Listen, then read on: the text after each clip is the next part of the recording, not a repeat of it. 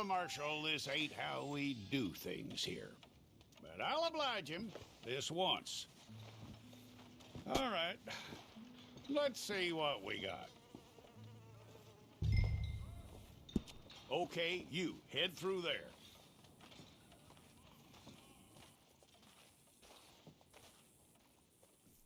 Fine. Go and get your picture took. Place your palms by your chest now for me.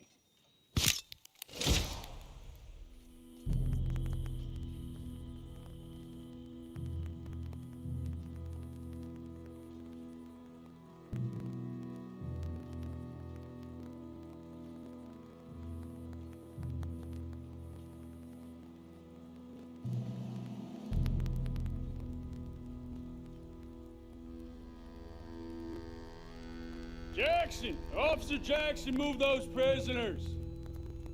Officer Benton! Kitchens ain't staff! Officer Townsend, those rocks ain't gonna break themselves. What are you standing there for? Get moving! What are you looking at? Go on, get moving!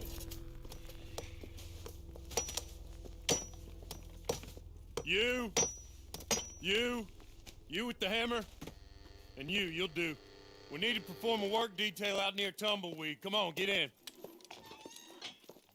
Open the gate.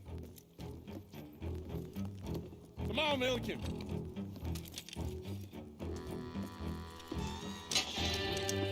Yeah!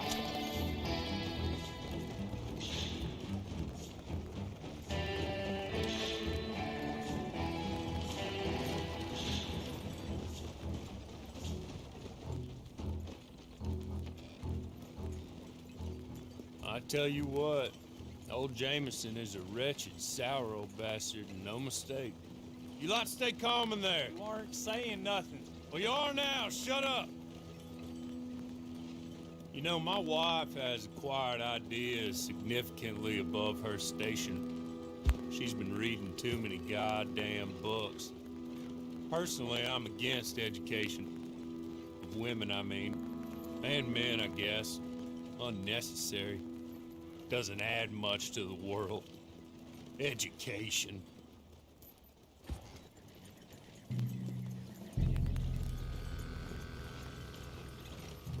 Good day, gentlemen. Oh. Don't do anything stupid. Nobody gets shot. Act like fools, and the pair of you will be dead within a minute. Now, what are your names? Jenkins and Milliken. Well, Mr. Jenkins and Mr. Milliken, throw your guns to the ground and get on down here. That's it.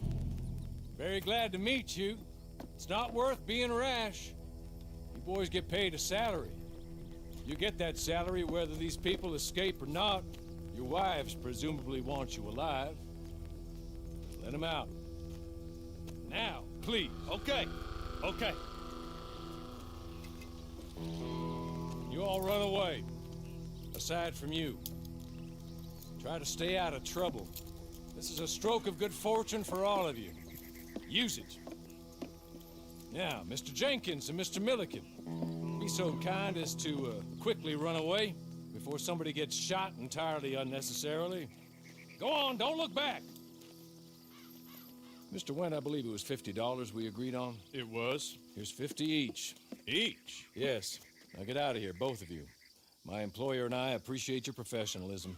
All we did was stand there and look tough. And you did it fantastically well. Good day, gentlemen. Now, sir, how about you pick up these guns and we move out? My mistress is waiting for us.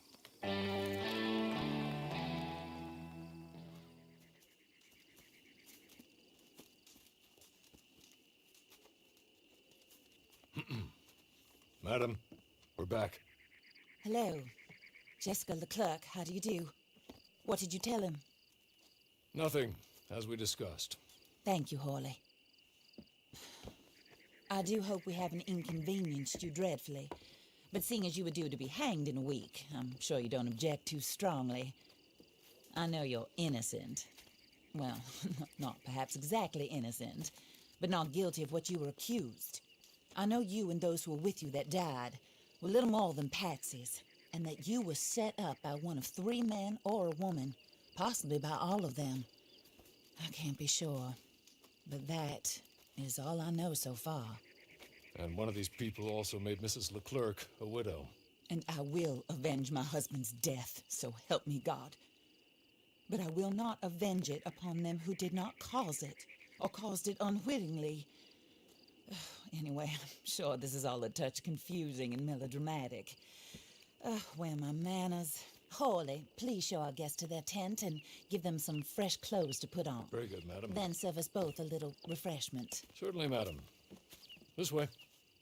You'll find a change of clothes in there, alongside a few other items you might need, a lasso, a knife, and a lantern, I believe.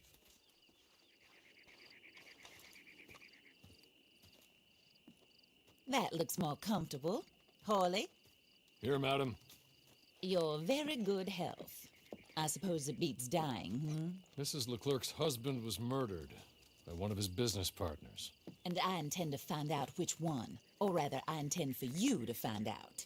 And kill them. You're the only person I could possibly trust to do whatever it takes. Because you and your accomplices, you're the only other victims of their lies still alive. You see, you walked into the town at approximately the same time my husband was shot in the back, but by another gun, firing different bullets to those you possessed when you were arrested. These bullets, this was their mistake. You were rounded up and sentenced to death, all because you came to town and didn't talk too much and seemed like you were nasty. Anyway, here they are, the people who run Blackwater. Mr. Jeremiah Shaw, banker, real estate speculator, and crook. Mr. Amos Lansing, ranch owner, speculator, and crook. Mrs. Grace Lansing, his wife, society patroness, lover of the arts, crook, and my former best friend. Teddy Brown, her disgraced brother, outlaw, wanted man, and still in contact with them. All I ask of you is your help in finding out quite what happened. Mrs. Leclerc would like to help you get back on your feet. Get back to work. Whatever your work may be, I don't judge. You want to rob? Rob. You want to save innocent folk? Do that as well. But you need me just as much as I need you. I think we all understand each other. I hope we do. Good. I look forward to rewarding you for killing those who made me a widow. My husband was a true believer in this country and in the West. He was killed for greed. Foul greed when there's quite enough for everybody. I don't care what your scruples are as to killing. I will take the full burden of that sin upon my shoulders. Goodbye, for now. Then Hawley, go introduce him to nice Mr. Cripps. I think you'll like Cripps well enough. He's long past his prime, of course, but he hasn't gone entirely crazy just yet. And he will help you, better than most of his ilk. Cripps, get up. Hello, partner. Hawley. This is your new boss. Oh, pleased to meet you, partner. J.B. Cripps at your service. We'll pay to get your camp established. Mrs. Leclerc is a generous benefactor. And, where are we headed? Oh, sir. While Cripps is establishing your camp, perhaps you can go to the station and see the clerk, then head to see Clay Davies. He's a horse thief and not a terribly nice one. Then meet Cripps back at your camp. See you shortly, boss. Good luck. Hello. You must be Harley's friend. He's one of us. He said you also were a discouraged man. I'm very discouraged. Disappointed Alden, that's me. Anyway, it's a pleasure to make your acquaintance. I find your reticence charming. Real charming. By the way, I heard you might want to earn a little money. Well, some gentlemen have been robbing our stages, and they are not part of the club, if you catch my meaning. If you can make them go away, I'm sure they will have something of interest to you. They're up near Gap Tooth Ridge. See what you can do, okay? Here, by the way, a catalog. The latest issue. Just came into this armpit from a land more civilized. And if all works out, well, my colleagues and I move around these stations as needed. And all of us are very discouraged. We will all help a fellow sufferer with pertinent information. Good afternoon, sir. I win again. Did Horley send you, Pop? I'm Clay Davies. This is my brother, Clive. He don't talk. Maybe you two will get along better. Maybe not. Listen, I heard you wanted to earn some money. So, there's a gang of ne'er-do-wells.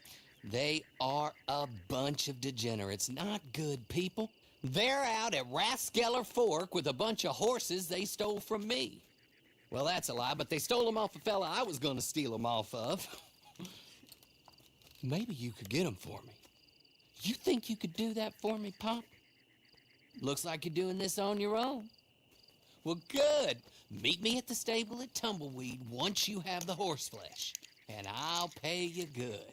Oh, and Pop, Horley wanted me to remind you, any decent work you can find, take it. But just try to stay out of trouble. Oh, and once you give me those horses, well, after that, we'll talk again. Oh, I do so enjoy these conversations. I'm used to them on account of my brother. Let's go, Clive.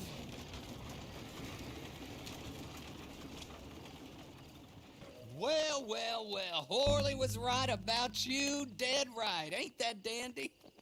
Get that horse hidden away, Clive, and ready to move out as soon as we can. All right. Here's the money you earned. Now listen, Horley came by and gave me a message. He said to go see your friend Cripps up at your camp. Now listen to me for a second. Any other decent horses you find, we'll buy them. Just as soon as we are set up, okay? Nice meeting you. You know what? Hold on, boy. I call him boy because I'm older. 30 minutes, he went black. Let's give our friend here back the horse. It's yours. A sign of faith and future business. If you want to buy any extras or sundries for the animal, head inside. They've got a lot available. See you soon. Come on, Clive. How do you get on with Clay Davies? Horrible little wretch, in my opinion. Pop this and pop that. I'd like to pop him, a slime bucket. Anyway, I've got everything set up.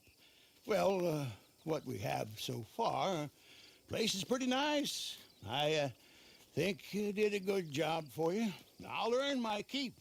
When you get too old to fight, what choice have you got? It's either work or beg, and I'd rather work. Oh, I saw Horley. Now, he wants you to come down and meet him in Blackwater when you get a chance. I think he might have some work for you. Oh, and while you're out on your travels, you may see some folk with employment opportunities. Good folk, bad folk, looking for a tough guy with a gun to help them. Up to you if you listen to them, I guess. You know, I used to like that kind of stuff. One time, I almost helped a clown steal an elephant. But that's a very silly story. Welcome home. Make yourself at home. It is your home. Well, well, well. Who's that, Horley? Who's that Batman? Hello, Mr. Jones. I said, who is that? Is that a kind man? Is that a good man? Is that a bad man? Is it the devil? Maybe it's all of them at once. Maybe there ain't no devil and no kindness neither. Oh, you is always a strange one, Horley. How is Mrs. Leclerc? About as you'd expect. I expect a lot. It's mighty bad business. Leclerc was a good man, a fine man. That he was. And this fella? Well, that's their business. Oh, that's the world's business. The world's business is kindness and gentleness and evil and brutality. What else is there, mister? Well, there's a whole lot else besides. Like lust and greed and stupidity. Oh, Mr. Jones is stupid. Oh, Jones is old. Oh, Jones has cooked himself in the sun. I know. Get yourself something to eat. There's fellas need help. Maybe this fella can help them. Maybe. They're on the run. That ain't my business. My business is what they do hereafter. That's my business. Well, they certainly need money. Yeah, there's always money. Money for them is as good, and money for them is not so good. But maybe they could first go see the sheriffs and see what work is afoot. I reckon, for now at least, we might as well try. The sheriff at Blackwater, he needs help. No, not the fella that arrested you. That was the marshal. The police chief, he's a decent enough fella for all we know. Poor bastard is overrun, and he don't want old Jones. There's a couple other sheriffs that need help. The fella from Valentine, he's at the Painted Sky Ranch. The Tumbleweed sheriff's at the Tumbleweed Jail, and the Blackwater sheriff, he's at Pike's Basin. Maybe that'll show us what kind of fella this is. Go and pay them all a call. That's what I reckon. Maybe. I guess we will see. Meet me back here after you've seen them. Please! You got to help me! I can't help you, mister. That's way out of my jurisdiction. My job is stopping folks from getting shot on these streets. You know that. She's my wife. She's my goddamn wife. They'll do terrible things to her. You've got to help me. Maybe these people can help you. Them? Sure, why not? Most lost and kidnapped folks are found by bounty hunters and such like. Will you help? I'll pay. Handsomely. Wonderful. Wonderful. Yeah, Allison is the sweetest girl. She's quite a bit younger than me, you'll see. But better that way for wives, I found. But they took her. The outlaws, I believe. Up to Twin Rocks. Thank you. Thank you. Thank you.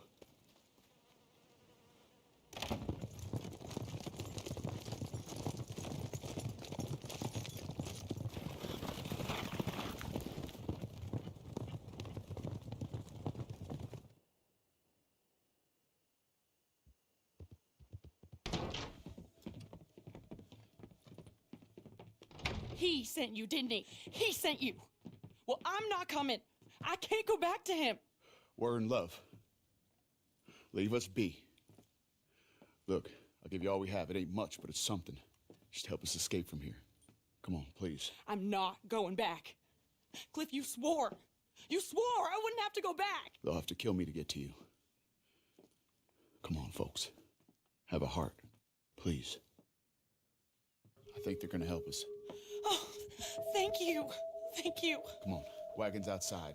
Money there, too. He will have sent men to watch you people. They'll know you're trying to help us. Then we best be quick. Whoa! Why won't he leave us alone? How many more of them we gotta kill? He'll never leave us alone. He'll keep saying you kidnapped me until some other fool comes and kills you. Or me, or both of us. No. We'll run. Somewhere hot. Mexico. Australia. Here, take this. Thank you for being a decent human being. Tell him we drowned. Or got hit by a train. Tell him to go hang himself. Tell him whatever you want. Just let us go. Cliff, isn't it all so romantic? Yeah.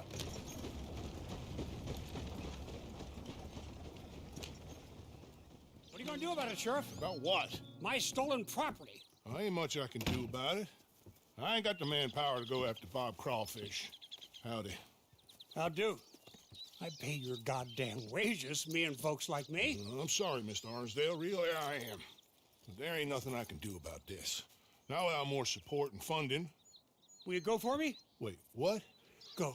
See if you can retrieve my lawful property from some goddamn thief. Ain't nobody knows who took your stuff, mister. I seem like some kind of liar. Is that why you won't help me? No, but... Listen. Get me Bob Crawfish and his closest associates by any means necessary. No. Not by any means necessary. Kill nobody. Ain't nobody convicted of nothing. I was robbed. Get them, bring them to me just down from Fort Riggs Station, and you will be handsomely paid. Sheriff? Mr. Arnsdale.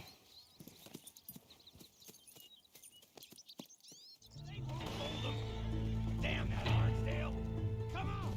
Hello, Clinton. Hello, Clinton. How have you been since we robbed you? Where's my property?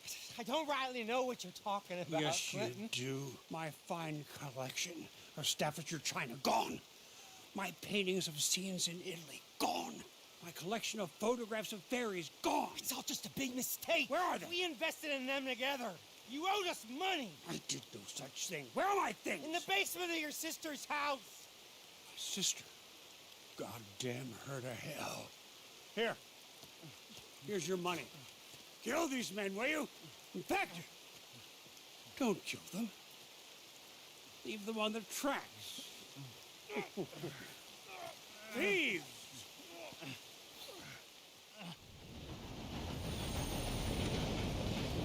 Woo! God damn!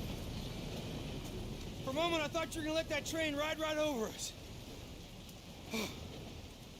Look, I ain't gonna pretend I like you or what you done, but you wouldn't kill a man in cold blood just on Clinton Arnsdale's say-so, so maybe you ain't all bad after all. You got what you came here for, didn't you? We all square here? Okay, we're square then. Let's go then. Our quarrel's with Clinton, not them. You're an imbecile. A what? An idiot. I'm sorry. He said he wouldn't run away. Shut up. But Please! But Just shut up! They're gonna fire me. Oh, you'll get to keep your job, but they'll fire me, and they've got every right to fire me, 'cause I'm the idiot who employed you. Oh, look. Guests. Are you a moron, partner? Huh?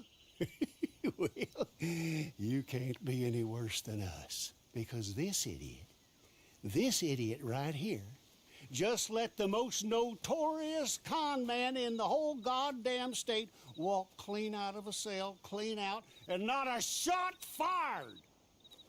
Now, if you get him back for us, we'll happily pay you. How about that? Good. Good. Now, see, what I figure is he's headed on down to Pike's Basin, so you go down the canyon and you get him, and I'm gonna beat this poor dumb bastard with a stick, and I'll try and join you on the other side. Come on.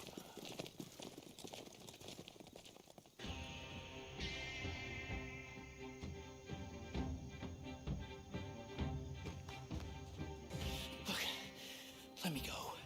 Let me go. I've got money. I've got a lot of money. And I'll pay. I'll pay a lot. Hey, here's an idea. Take my hat. Put it on the dead guy over there. You take him in as me. I go free, and you get rich. Oh, and I won't kill anybody else. I swear. I'm reformed. I'm a changed man. Please, please, I'm begging you, set me free. Have a heart. Hey there. You got him?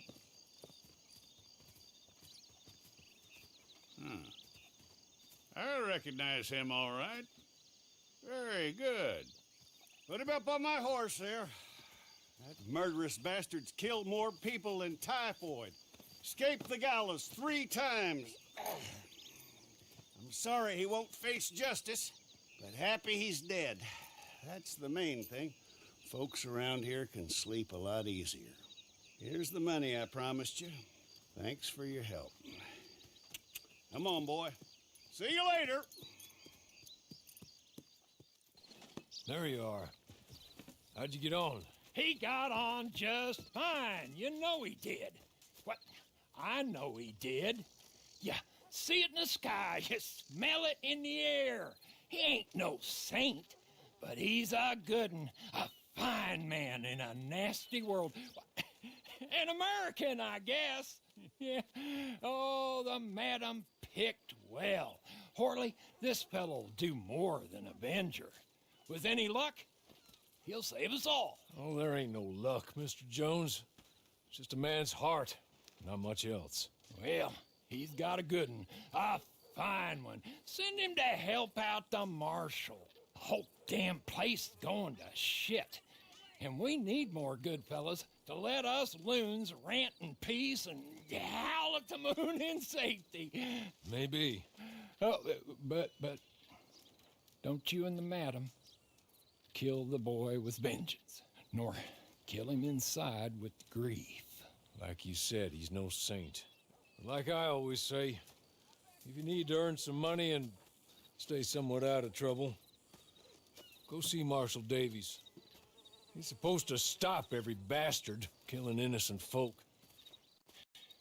Of course, it's the nature of the thing that good men go bad, and bad men, some of them go good. But the marshal will see you right on that. World always needs good men, and finds it easier to birth the bad ones. So you're Horley's proteges, huh? He sent word you was decent. I hope so. This land is full of scum. I spend most of my time thinking they're better off left to it. Ah, they're good uns. Real good uns. Heart of pure gold. Go away, old man. I told you to go away. I'm going, Mr. Marshal.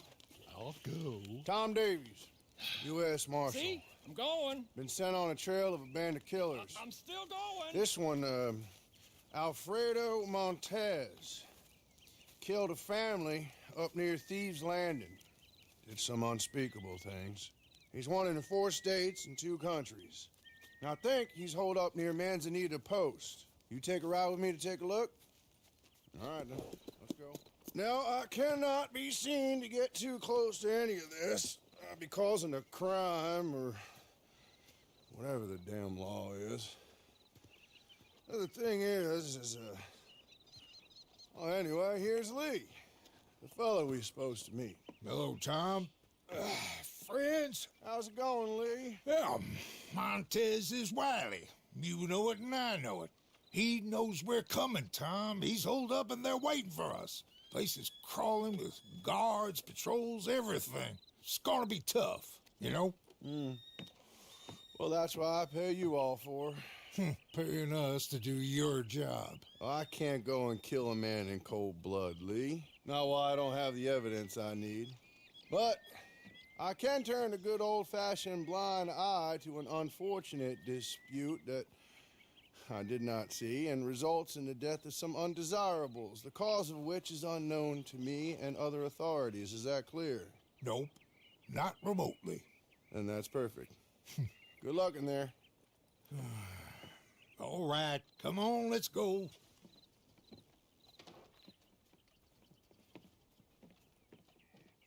You know what?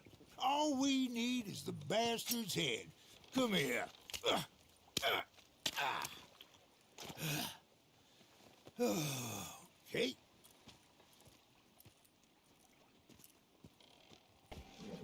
How do you get on? Just fine, just fine. Yeah. Here's his head. Oh. Very civilized. Yep.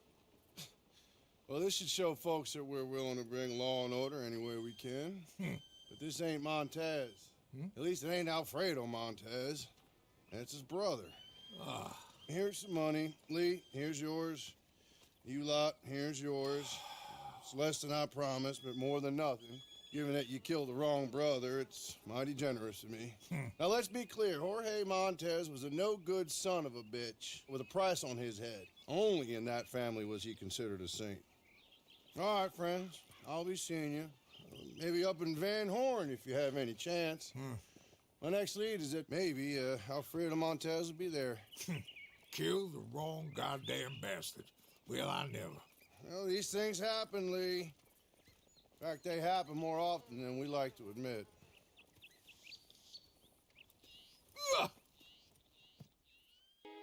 There you are. Look, I'm a marshal, so my jurisdiction ends at the city limits, even if the town in question is a no-good dump like Van Horn.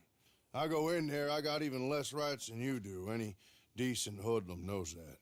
Montez is in there. At least I think he is. or some of his boys are in there. So. He's in there, Mr. Marshall, like I told ya. This is Josie Dawson. He's in there or his boys are. Hold up in my saloon. We'll get your saloon back, or they will.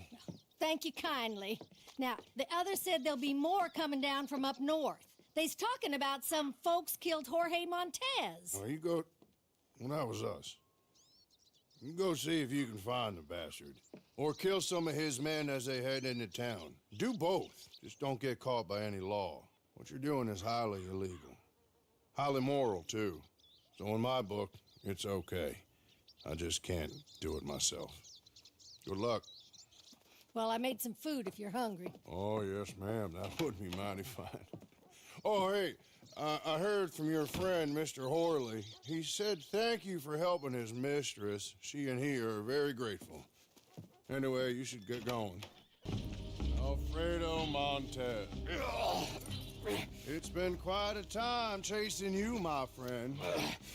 I know you. I will kill you. I think that's unlikely. A whole lot more likely is you're gonna have your neck broken while these folks here watch and laugh and say what a nasty bastard you were. We shall see. $1,000 to whoever sets me free. Well, these folks here have something money can't buy. Honor, dignity, and a sense that not everything is for sale. And they are as foolish as you. They are. But they're still getting paid a fair price for a job well done. Here they are. So, you've made it clear what kind of a fella you are. I don't judge you for it. As long as you do all I ask of you, what you do elsewhere don't bother me or my mistress one jot. But, good, bad, or indifferent, you gotta make yourself a living. This is Samson Finch. Yep. Mr. Finch is like you or like me. He has a bone to pick with some fellas as did him a wrong. That I do. Tell him about it. I ain't gonna lie to you. Truth is, I'm a bad bastard. I lived my way, but I stuck to my word and did what I said I would, especially to them as stuck by me. Mr. Finch has a little predicament. I was planning a job, a good job. Thing took a goddamn year. It was gonna make me pretty rich. Then my partner went yellow and betrayed me. If you and your bunch will help me do this robbery and get back at it, well, like I said, I ain't never betrayed no one. I ain't about to start. Plus, well, this is a fine job. If I had a group I can trust, we could all do well. So you in. Now, I ain't gonna pretend it's not a nasty business. We're robbing robbers that know they're gonna get robbed. Not outlaws, the real robbers. Industrialists with deep pockets. And good luck, everyone. But I've heard quite enough for me to join you at the gallows, should things go wrong. How about you ride with me and I explain more about it? It's a nasty plan, but a good one. Horley, I see you around, friend. Sure. Just try to stay out of too much trouble. I'll see you soon, I'm sure. And if you should choose to amend your ways and try a different path, well, I'm sure Mr. Jones could help guide you. A little. Come with me, friends.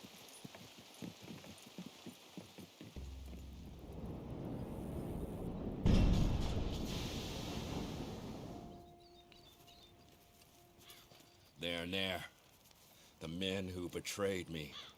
My old company. Holed up like the rats that they are. But it ain't just that. Revenge ain't my primary motive.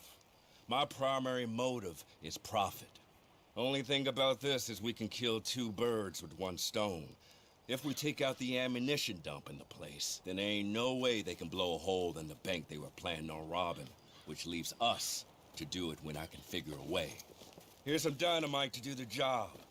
And if one of you gets the opportunity to kill my so-called lifelong best friend and business partner, well, that'll be fine too.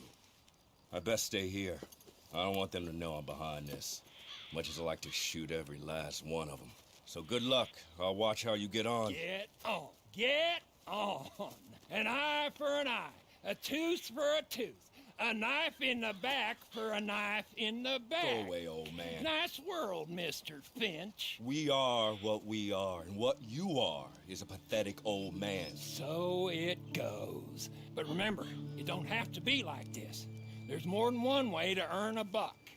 Oh, and I saw your friend Horley. He said to say thank you for attending to his business. Said you'd understand.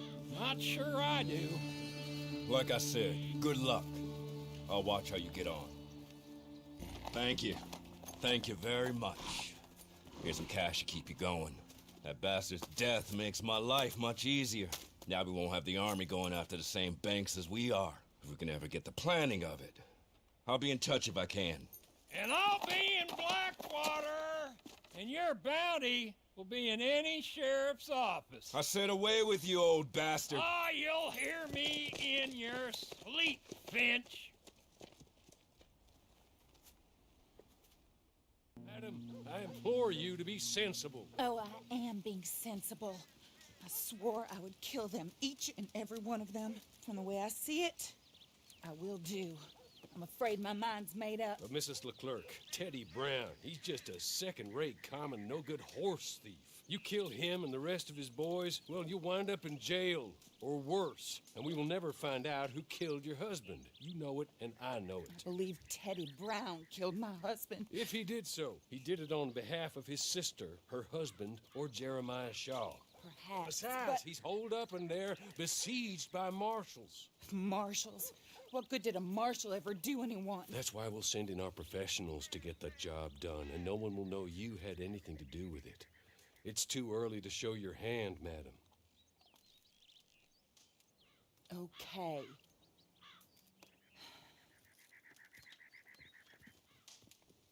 You, come with me. And remember, these are the people that put you in jail, so don't overly concern yourself with pity. Madam, stay here, please. How you getting on, Marshal? Well, that bastard is holed up tight as he can be. I've already had 2 men shot since last we spoke. That's too bad. Luckily, I brought in the cavalry, so to speak. You have, huh? Yes. My associates.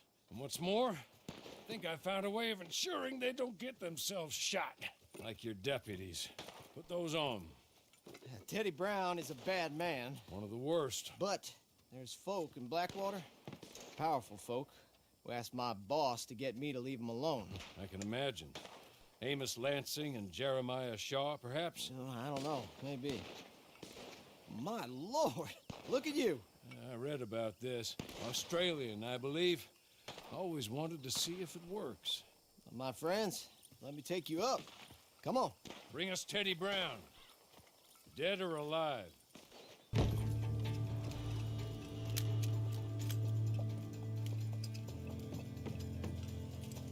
You think I'm afraid of you fools?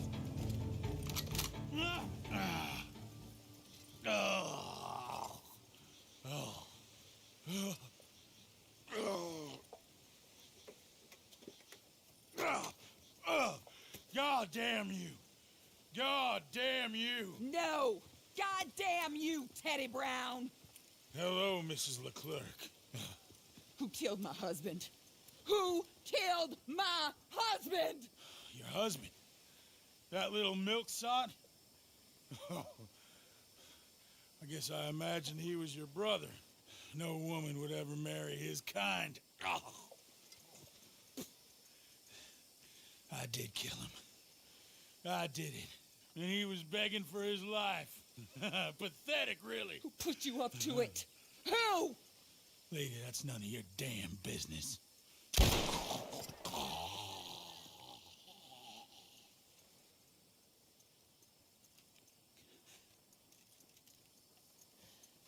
Then I guess we'll kill the lot of them. That's 1 down, 3 to go. Mr. Horley, pay our friends for their service. Thank you. We shall be in touch.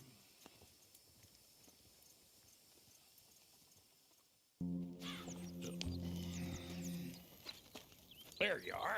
Still a good soul, huh? That's nice. Real nice.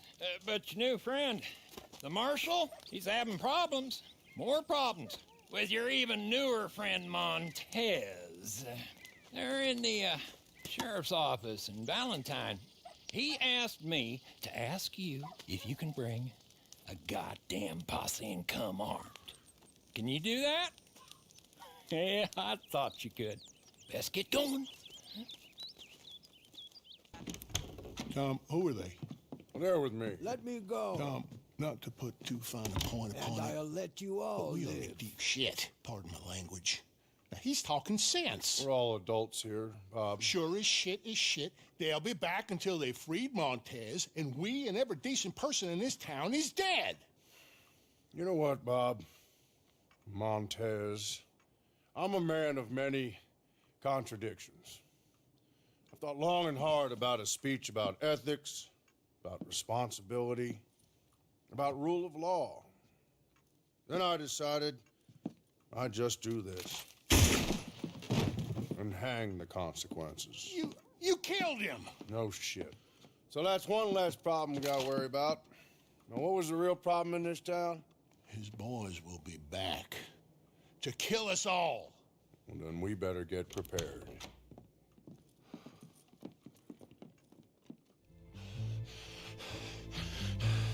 I'm afraid this isn't over yet. There. Here, Lord. Tom, you and your friends saved my town. And Montez died in the conflict. Exactly. He, died in the conflict. Thank you. Thanks to all of you. In towns, it's the sheriffs that run things. We help out where we can. Thank you. You've been a great help in all this business. It's been my pleasure. I hope to see you again. Not too soon, I hope.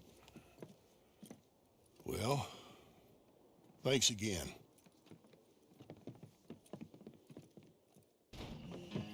They're gonna hang young Tom Davies. Your friend, the marshal. Hang him for being your friend and doing good in a bad world.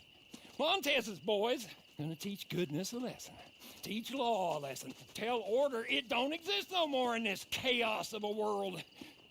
They got him in tumbleweed, and they're gonna lynch him. Or they're gonna lure you in there and lynch all you. Guess you'll have to figure that out. Get. Listen here. These two men are killers. The worst kind of killers.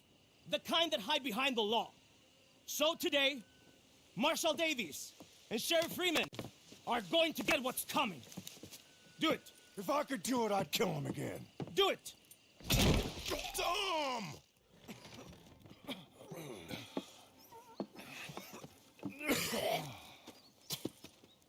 I wasn't sure about you, Mr. Jones. But then you went and saved my neck. Well, I ain't gonna make a habit of it. All of you, thank you. I mean it, thank you. Yes, thank you.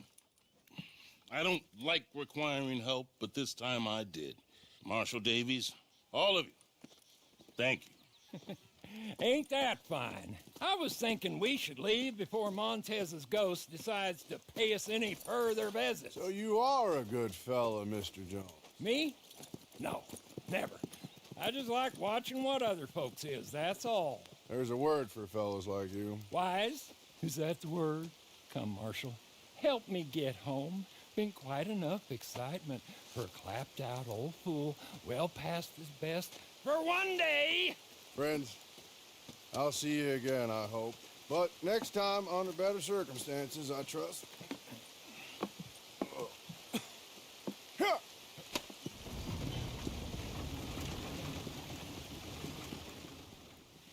Ah, there you are.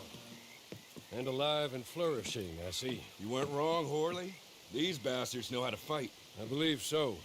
Now, my mistress wanted me to thank you for your attention to her business. I'm sure there'll be more, but for now, goodbye, and good luck, if luck is what you need. My friends, we're nearly ready. Just one more thing. We're going to need an express company stagecoach. An express company stagecoach and some uniforms. There's a stage outside the jail in Strawberry, and there'll be some uniforms and a supply wagon out on the road nearby. You all go do that, and I'll go get some supplies, and we'll meet back here. It don't take too long. Well, you did it. Good. You got everything. Well done. We're almost ready. So, meet me in Saint Denis when you can, and we will finish this thing one way or another.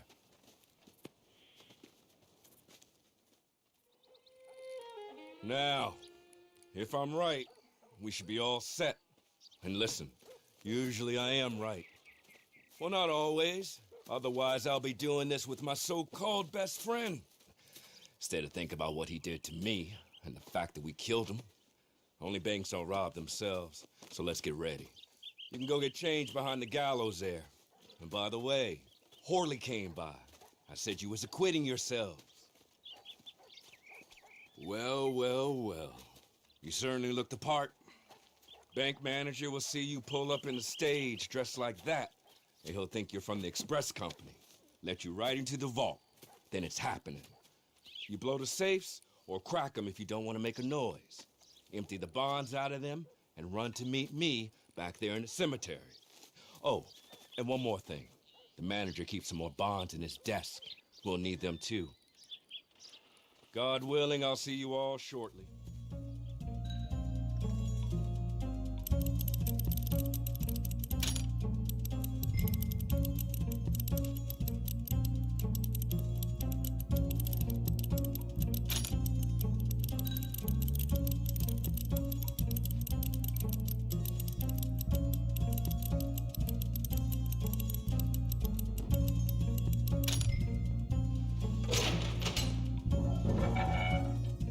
There!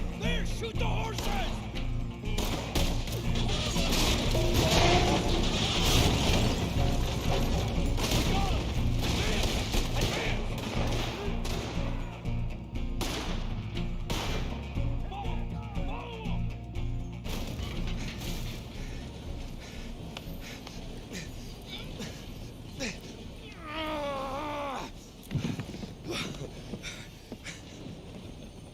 We did it.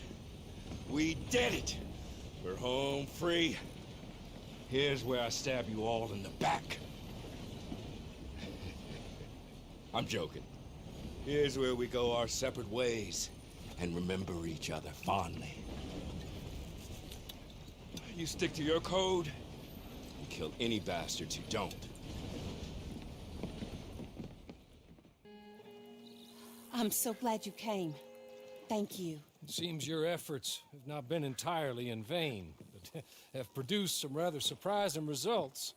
Well, not surprising, but... Confusing. Confusing. After castigating me as a widow, a harlot, a fool, a mad woman, anything and everything. Suddenly, shortly after we killed his brother-in-law, Amos Lansing wants to talk. He sent word via an intermediary. Mr. Jones.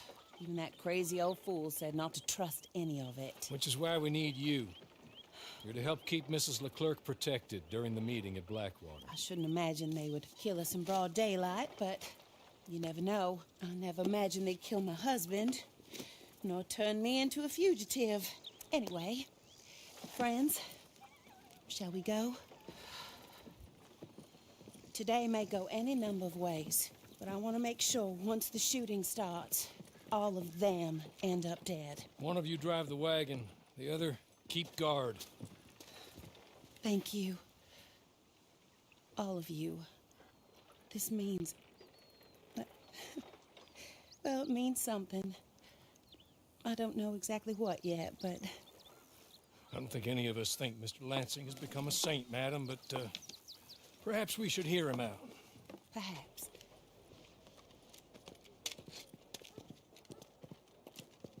Take this. I'll be back. Let's go. Well, hello, darling. Good to see you, Mr. Lansing. You too. Jessica!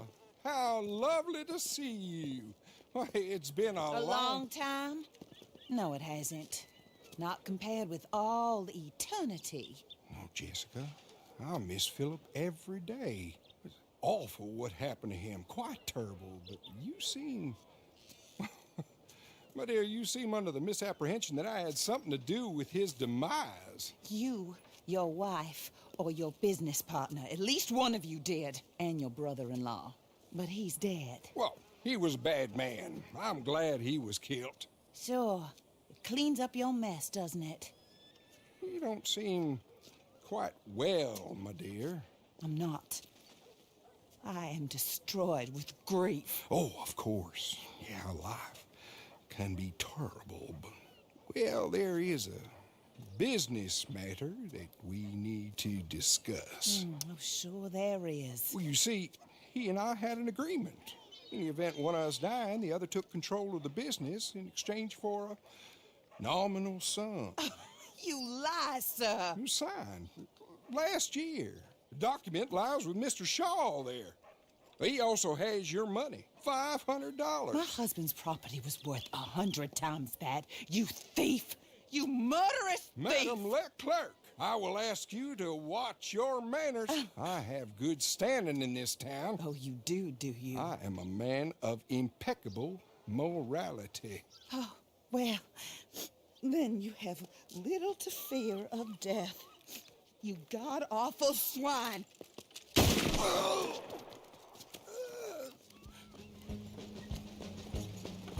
This is a good spot. Pull up. I'll take it from here. Here are the documents, madam. They were forged. Of course they were forged. Here. I don't need to see them. No, I don't suppose you do. Although there's Grace Lansing, but she will have to wait.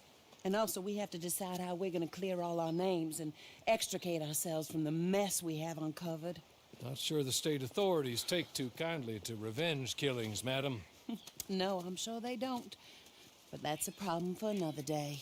Because right now, that little plot is over. And my husband has been avenged. My friends, my true friends, I owe you more than words can say. Thank you. And should our paths cross again, and, well, I'm sure they may. But right now, I need to make myself scarce. And I recommend that you all do your best not to get into too much additional trouble. That's your business. My poor husband, he deserves so much better than this, but this is what he got. This is what we all got.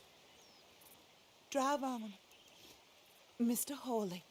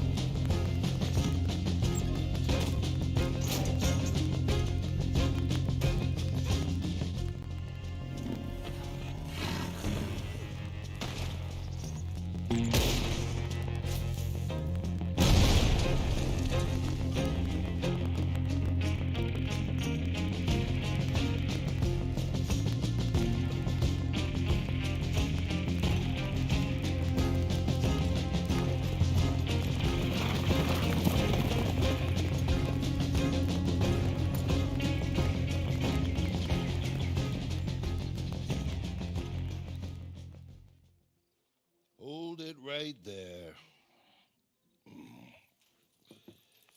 Are you here to cause trouble or to help me out? Because I've got more than enough trouble, my friend. So, if you intend on annoying me, let me know now so we can step outside. Spare one of us the trouble. Am I making myself understood? Good. I'll tell you, this whole county is not too keen on civilization. but they will be. If I have to string 9 out of 10 up, the 10th who remain will live calm and peaceful lives. Calm, peaceful lives where their main form of entertainment is public executions. So be it. I am not a man to be annoyed by the unjust and the uncivilized. Again, for the record, am I being clear? Good. Now, if you're looking to help out a poor town teetering on the abyss, I'm always looking for guns to help out. In fact, let me see. Right now, there's some wagons outside need escorting through some dangerous country. Decent fellas. I wish the world were different, but until we make it so, it won't be. Good day to you.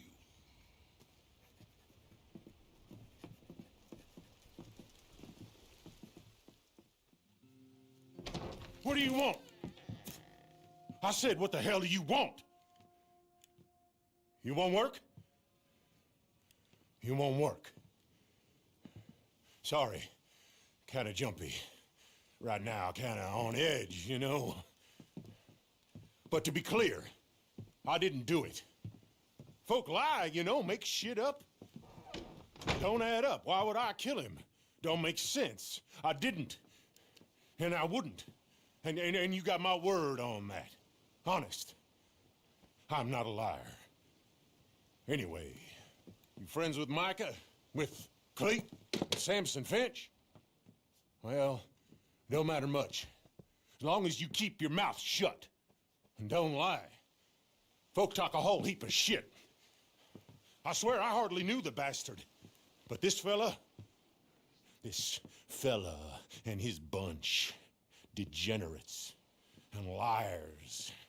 If you kill him, maybe I can walk free again. Like a gentleman, you know? Good. They're over at Fort Brennan.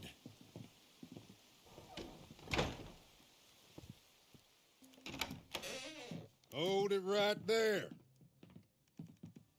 You looking for work? Or you come to kill me? Listen, kidnapping ain't nothing nice. We all know that. But nor is talking lies about business associates. That ain't nice neither. I'm an honest-to-goodness businessman. Well, I would be if I could just get ahead. Listen, this situation, it'll help me get ahead, and it'll help you as they'll pay you. This fella right here, Jackson James. He'll be on a stagecoach coming from Saint Denis. Take him. And if he's traveling with anyone, take them too. You'll earn a bunch of money, and it might calm him down a little and teach him some manners. Good. That's what I like to see.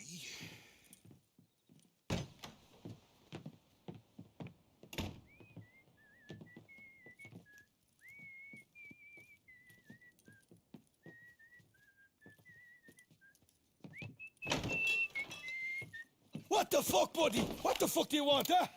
What is it? You want to get yourself killed or something, huh? I don't like getting surprised. Shit. You looking for? You looking for work? That it? I know the type, eh? Strong, silent, real frightening. Still waters run deep. That type of shite, is it? I've temporarily lost me friends. It's a fucking disaster. I had them. I went away for a couple of days on a killing of a bastard I owed a killing to. Good man. And I lost the folk I ride with. Big bunch. Not like you lot. No, we lived like sultans in our fucking tents. I'll find them again. I've lost them before, you know. Once it was for 3 months it was. That's how it goes, I guess. Anyway, where was I? Oh, yeah. Murder and mayhem. Now, I don't like to kill innocent folk myself. Gives me a real nasty feeling inside. But these bastards, well, I don't know how innocent these bastards are. There's a stage, runs out of Aurora Basin. I heard a fella say it's laden with silver. I can't rob it. And I can't guarantee someone else isn't going to try. But it'd be a rotten shame to let it pass by. Anyways, on with yous.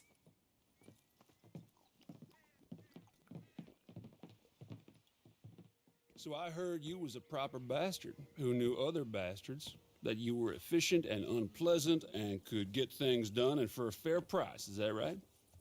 Good. Good. Because let me be clear, I am the biggest bastard you're ever gonna meet. James Langton. Mess with me and you'll be begging me to kill you. But, you do right by me, I'll have a few things for you. Okay, let's put you to the test. There's this fella needs killing. Name is Ace Burr. His crime is my business. If you care, he killed a rich man in a card game down Saint Denis last month, fled up here, usual nonsense. But I've been paid to kill him, so I'm paying you to do it for me, if you care. But I'm hoping you're the kind of realist that knows you cannot afford to care. Because those are the kind of people that get things done in this world. Anyway, go find him.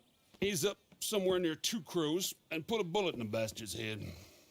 I'm usually here if you're looking for more work. Can I help you? Oh, please don't tell me you've come a-robbing. I haven't got the time. Or you're just looking for work. Talkative one, ain't ya?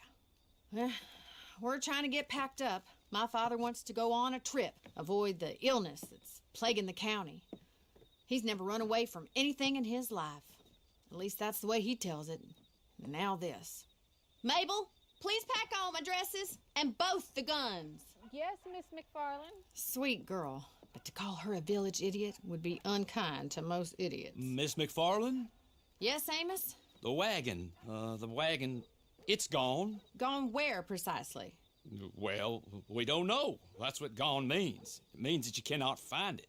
Well, actually, on point of order, it doesn't, but let's not get lost in semantics.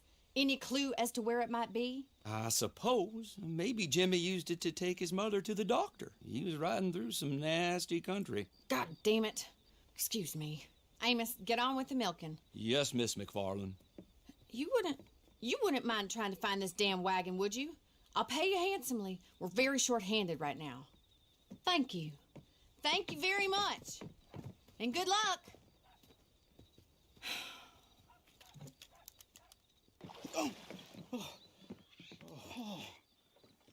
It's for my nerves. Bad nerves, really bad nerves. I'm not a bad fella. Well, not that bad. What are you looking at? Well, folks always stare or screw you over. It's one or the other I find. Which are you? A stare or a backstabber? Hoping just to stare. Say, you want to help me out? Go find this snake. His name is Ian Carmichael. Great guy. My best friend. Best buddies we was. Totally stole my goddamn girl. Stole Shaky's girl, he did. I trusted him. He stole her. I'll pay. But you gotta kill this bastard for me, will you? Go on then. Okay. Well, let's get a look at you. I told the woman I had some work, but I was hoping, well, who knows what I was hoping. They called me the boy. Pretty big, ain't you? Slow, I bet, too. I bet I could have 3 in you before you even blinked. That's why I'm the boss and you're the lackey. I do everything twice as fast as everybody else. At 15, I've done more than most men at 30. If I make it to 30, I bet I'll be president. You can take that to the bank. Now, what was I talking about? Work. That was it. Fellas I know got to run them with the law. They got caught robbing a stage. There's a posse after them. They're going down to Linde. Get them out of there. I'll pay you, okay? Make this lackey thing official. How's about that? All right? Good. Go get after them, lackey. Come on. That's the spirit. Go. Let's get a look at you. I don't see so good. Jiminy, I'd raise you in this house, there'd be some meat on them bones. You want some of Mama Watson's stew? No, I suppose you ain't got time for eating. Job's a prison wagon. Some of them Russell boys been caught. They need sprung, and sprung sooner rather than later. You'll find them on the road outside Strawberry. Get along now. We'll see what you're made of. Quick as you can. Oh, dear.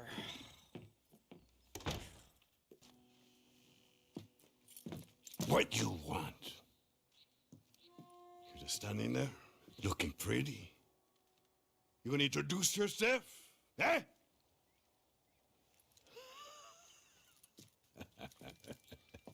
You one of those cabrones got busted out of prison. Come to Flaco looking for work. Okay, but can I trust you? But how do I know you're not a... How do you say? Una rata. Stay on your toes, eh? I made you, Joe. You got people vouching for you. I give you a chance. You find these people been causing me trouble around Lake Isabella. Maybe we get on okay. There ain't room for another gang up here. Understand? Now go. Go on. Get out of here before I try and shoot you again. Cabrones. Hey, what the hell do you want? You come to rob me? Or what? Or what? Help, maybe. Good. Because, well, we keep getting robbed. Oh, wait, it's cold out there. Who are you? Just here to help. What's going on? I don't trust drifters, not a one of them. We gotta trust somebody, Sadie. Well, I better be able to trust you. Because I swear, you try to rob us or steal from us, I'll kill you. I don't care what he says. Quite a woman, my wife. So, we lost our wagon. I think it was stolen. And I'm scared to go out looking in case this place gets robbed. But I'll pay. I'll pay decent for it. It's over near Lake Isabella. We really would appreciate the help. You sure would. Be safe now. Did Mrs. T send you? No, well, it's quite a long story, quite dull. The truth is, I just can't take it anymore. Oh, no, that's not the truth. I don't know the bloody truth. I'm lost. I'm a lost soul, my friend. She's a wonderful woman. I love them all. I don't know what I am. That's the problem. But I need your help. It's perfectly legal. Well, that's a fib. It should be perfectly legal. It's horse flesh. Valuable horse flesh, owned by awful people. Mrs. Catherine Braithwaite, wretched person, owns a wonderful horse. And I know someone who will pay top dollar for it. If you were to steal it from her groom at Braithwaite Manor and deliver it to these funny horse traders in Scarlet Meadows. Well, is that a yes? Well, off you go then. Bon voyage.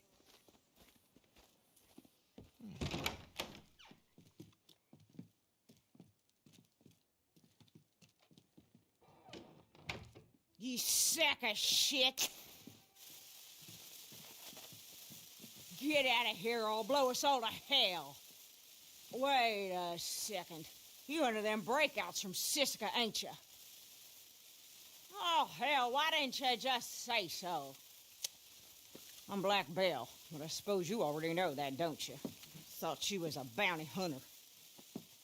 Bounty hunters I can't abide. Had a couple of them pick up some of my boys just the other day, and now they're on their way to Rhodes to hang. Y'all wouldn't like some work, would you? Well, that's good. You can go stop their transport wagon and break them boys out. From what I hear, you should know how that works. They're coming into Rhodes from the east. Now run along. Only so long before them boys that got rope round their necks.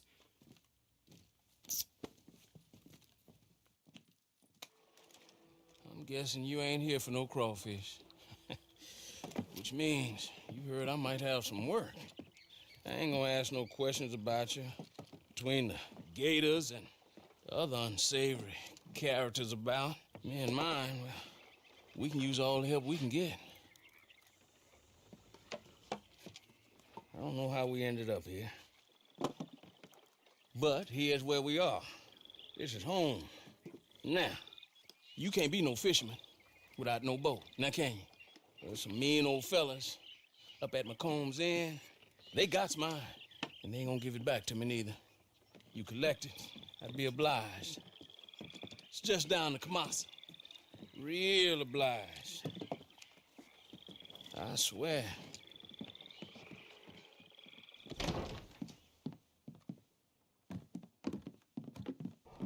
Oh, hey! Hey, don't worry. It's all right. No such thing as a stranger here. Timmy, come on, down there. We got company. See, I told you I heard something. Well, ain't this a rare treat? Are you hungry? There's some stew in the pot. Someone let his plate go cold, didn't he? Now, I wonder just how I got so distracted, sweetie pie. Stop it. Hey, I figure we got ourselves a strong, silent type here, Bray. Might be just the person we need for you-know-what. Yes. Yes. I think you might be right. You see, there's some folk who done us wrong, some bad folk. Took advantage of our warm hospitality and disrespected Tammy here. And then just gone away. What do you think with the extra curve? Yeah. That is nice. Real silky. Now, we're just simple farmers. But someone like yourself might see fit to apprehending said folk and return them here to us for some reckoning of the situation. We'd pay them real well. And we can be real grateful. Oh. Now, last we heard, they was fixing to take a stagecoach north from Saint Denis towards Van Horn. Well, I think that's a yes. Ain't this just a day to be thankful for? You know what? Now I think I'm gonna finish off the stew. Oh, it'll be stone cold by now. Oh, nonsense. Well, I would eat your meat off a dirty floor, princess. You know that. Well, looky here. You come here to rob me, you ain't gonna get much. Life's pretty simple out here. Only thing I got worth taking was, well, some old stories. And those ain't everyone's taste, neither. You know, folks like to come out here, lend a hand time to time. And I'll pay 'em for it when I can. You see, this old leg here, well, to be more precise, the lacking of it, prevents me from taking care of things the way I like to. What do you say? You want to help an old man out with what's vexing him? All right. So here it is. Supply wagon's supposed to make its way up here. Got caught in an ambuscade. Now here they got it and all the supplies out near 6 Points cabin. You can bring it back for us, why, these coming months might not be so hard on certain folk. Thank you. You try not to be causing any casualties if you can. Ending lives when it can be avoided, well, that ain't gonna make you too proud in your old age. I know that only too well. So long. Good luck.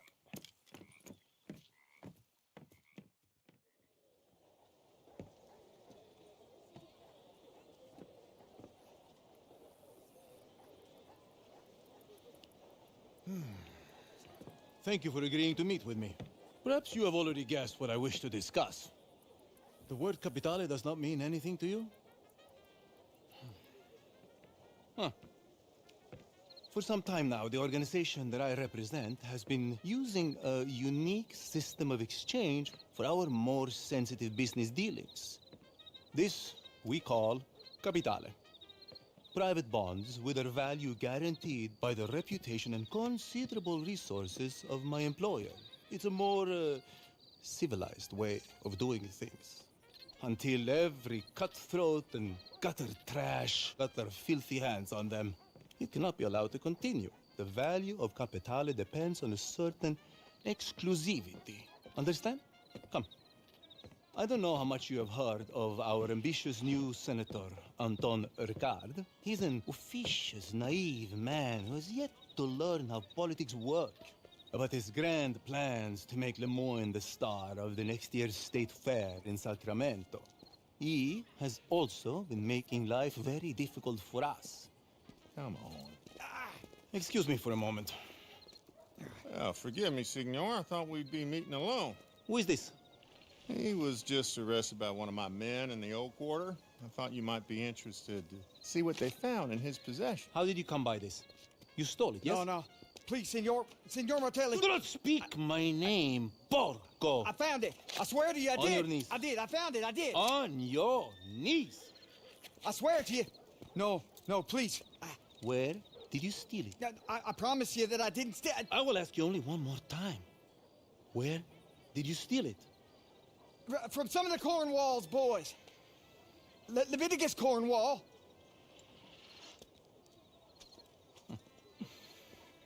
Thank you, Chief. I trust this man will face the full penalty of the law. Most assuredly, Signor. Good. Proceed. Was there, anything else? No, I think that was enough, don't you? Yes, sir. So, to my proposition. You will find bills like that one as far from here as New Austin, if you know where to look. I need every piece of capitale taken out of circulation and returned to me. I warn you, some of this work will require a strong constitution. In return, I will reward you with a unique business opportunity involving our friend, Senator Ricard. But that is for later. I wish to see the quality of your work before I reveal my hand. I'm sure you understand. Now, it is best we do not meet again. All further communication will be through my intermediaries. Some of them are friends of yours already. I believe Mr. Foreman, Mr. Langton. In any case, bring them enough capitale to impress me, and I assure you it will be worth your while. Now, if you excuse me, buona caccia.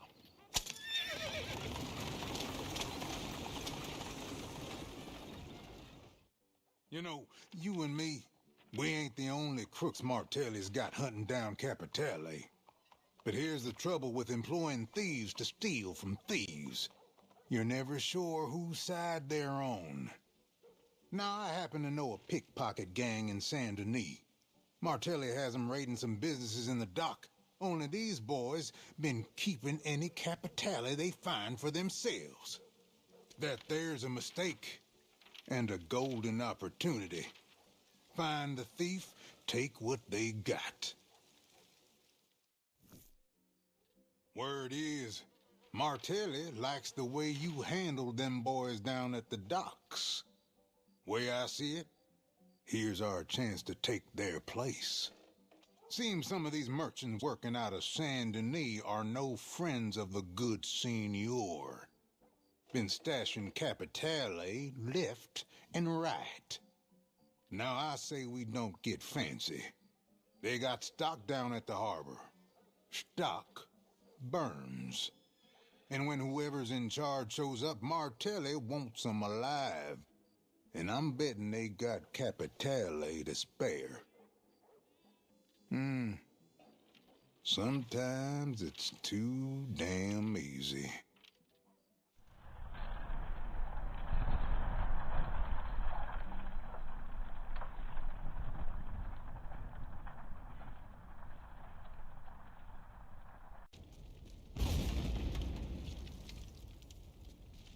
Hey! What the hell's going on here? Tell me, you ever seen a ship go up in flames? It's quite a sight, I assure you. Now don't worry, I ain't gonna ask you to light the fuse.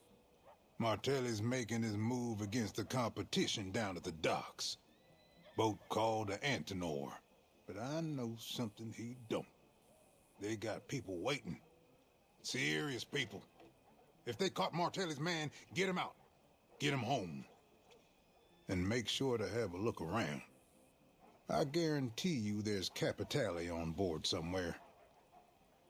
Here's to good hunting.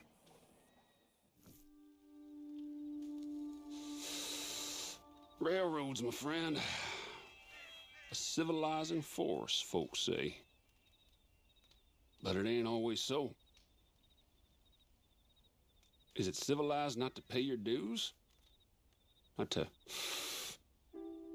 show respect to Signor Martelli? Or more to the point, to me? The Central Union Railroad has failed those tests. You will interrupt their supply chain, civilize them. If they're foolish enough to be sitting on Capitale, it's yours. Now go.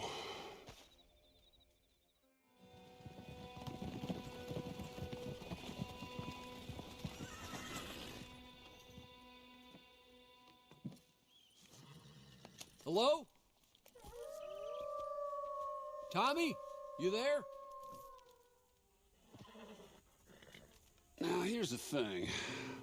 You'd have thought those folks at Central Union Railroad would have understood such a clear and unambiguous message. Not so. It seems we must repeat ourselves. And this time, our meaning must not be in doubt. Hit their convoy. Hit their supply train. Take what you want. Capitale included, of course. I'm sure you'll make yourself clear. Kidnapping. There's a word with certain connotations. Hell, I seen men jig for it. But that ain't what this is. This is a business meeting between Signor Martelli and the director of the Central Union Railroad. Now, the director might not find time to attend. You talk to his foreman. Make time in his schedule. Arrange his transport. Handle his Capitale for him. Sure, he'll appreciate it. You take care now. You know, I've been scratching my head about this Capitale business. Hear me out. Old Fartsmilly uses this stuff for some good old-fashioned black marketeering, right? Pure off the books. But his fellow black marketeers being what they are, they keep a slice of the pie for themselves. No surprises there. And we get paid to take it off the riffraff and give it back to the boy in the fancy suit. Fine. It's what happens next that interests me. 'Cause sure, the whole cycle is just gonna repeat itself. Your man can't expect anything less, which means unless I'm sitting on the wrong end of the stick altogether, this is a full-time, permanent contract for us. How about that? Anyhow, back to the riffraff. Got some leads over for you in Saint Denis. Go shake 'em down, as they say. Here's a train of thought for you to follow. All this Capitale we're hunting. It's out there getting stolen and traded in every den of sin and vice from here to Timbuktu, correct? So, by the laws of economics, it'll gradually sink down to the lowest, filthiest point in the whole black market. Or as the locals call it, Van Horn. Now, it turns out there's one other genius out there who's had the same thought as yours truly. One of Martelli's competitors in the big city. Bootleggers by trade. They supply the saloon up in Van Horn, and they're using that position to harvest all the Capitale in town. They're going up today for another collection, which is a coincidence, because so are you. Don't be late now. You know what I like about this Capitale work? You see all sorts of places along the way. Get to rob all kinds of folk. Real diverse, like. One day you're holding your nose, trying not to cut your finger up in Van Horn. And the next day, you're off to the Bastille Saloon in Saint Denis. And by next day, I mean today. And by you, I mean, well, you. Now, by all reports, the owner of Bastille runs a squeaky clean establishment. That should be your first clue something isn't right. Turns out he's been dealing a little Capitale on the side, running an exchange for the society pals. It's only fair I warn you, though. Your name's getting connected to this whole business. Could be waiting for you. Nothing you can't handle, I'm sure. All right. Now, this here's a strange one.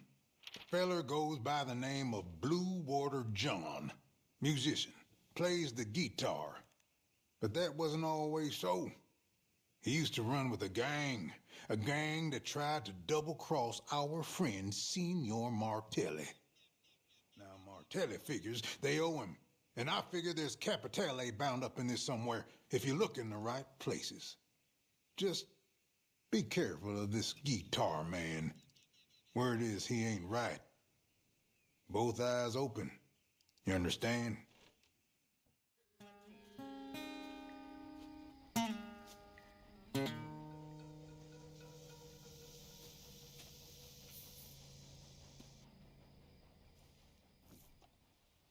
So, you found out where Blue Water John's gang are holed up? Good. About time we paid him a visit.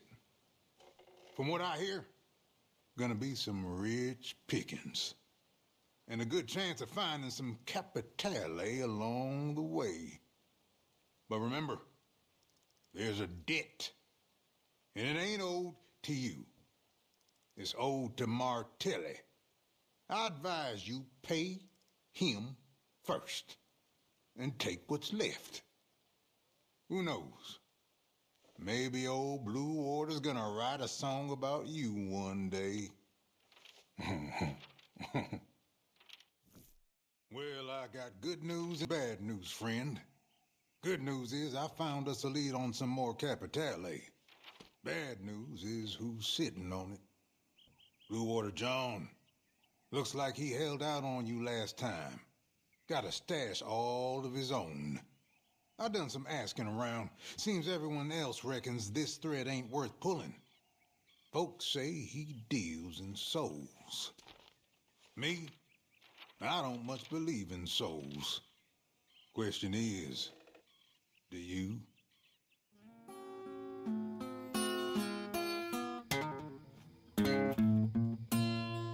Dear hazy moon, eyes blind by hazy moon, the soul I sold was a soul they stole, truth untuned.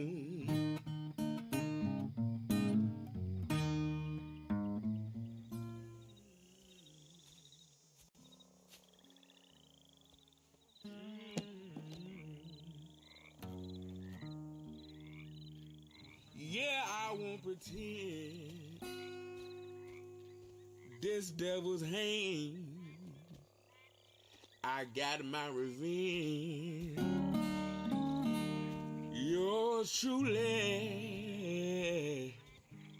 Blue Water Man. I'll tell you how I know this Capitale business is gonna make us money. If Leviticus Cornwall thinks it's worth stealing, it's worth something. So Senor Martelli is taking steps, part trade war, part real war. Obviously, we can't much help with the trade war. Martelli sent some men after a Cornwall wagon. Make sure the raid goes to plan. You find Capitale, you keep it. Godspeed.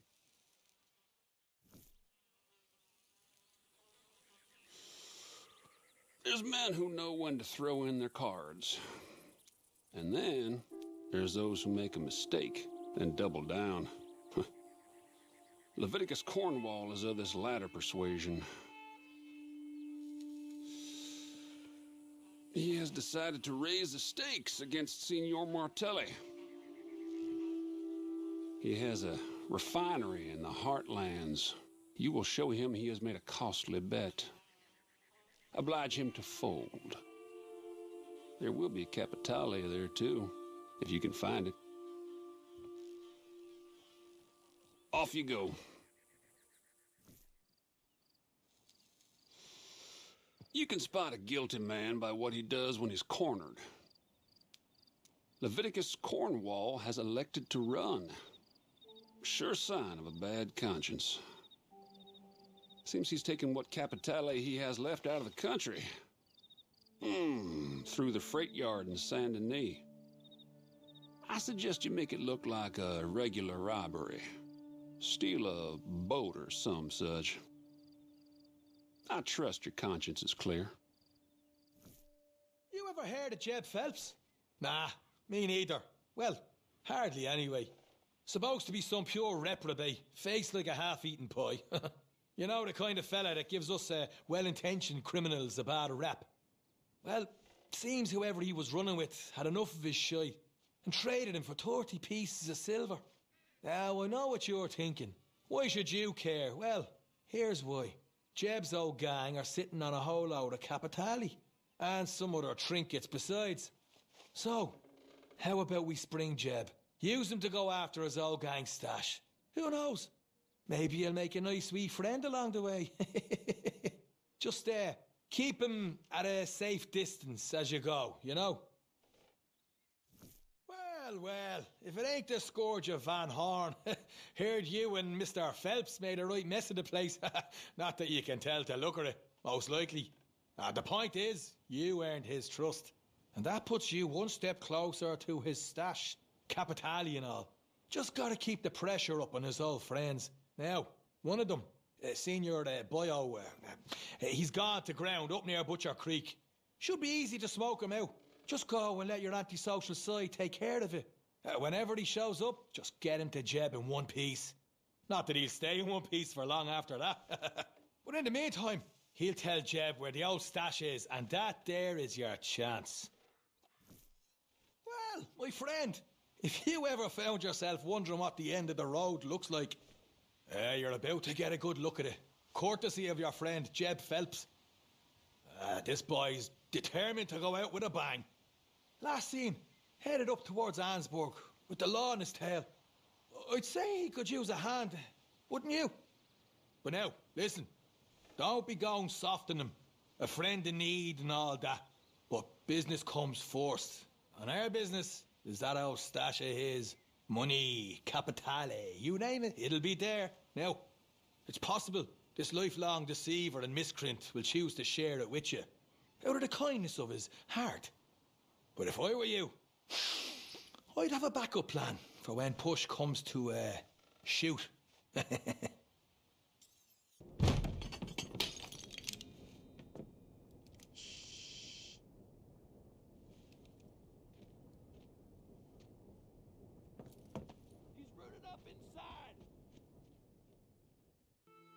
Senator Ricard. You recall we spoke of him? The man who has so foolishly been trying to make his reputation at the expense of my employer. He wishes to put himself and his beloved Lemoyne in the headlines of next year's Centennial State Fair in Sacramento. And he has devised quite the centerpiece. 3 of the world's most famous jewels brought together for a single exhibit. Except, we will ensure they never meet. One by one, as they are taken west, you will find them, you will procure them, and if you value my friendship as highly as you should, you will bring them to me. Okay. Now, old Joel Dance. Take your goddamn capitale to the Italian. There, take it. After all you done, whatever it is, better be good.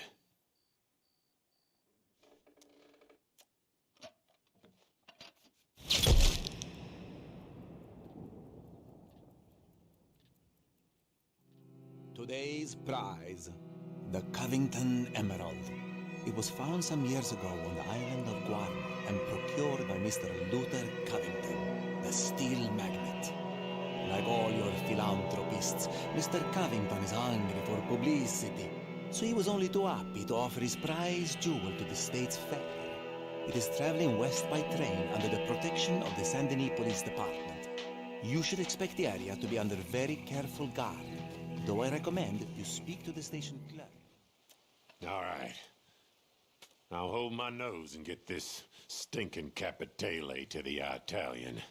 There. I didn't open it, if that's what you think. I ain't stupid.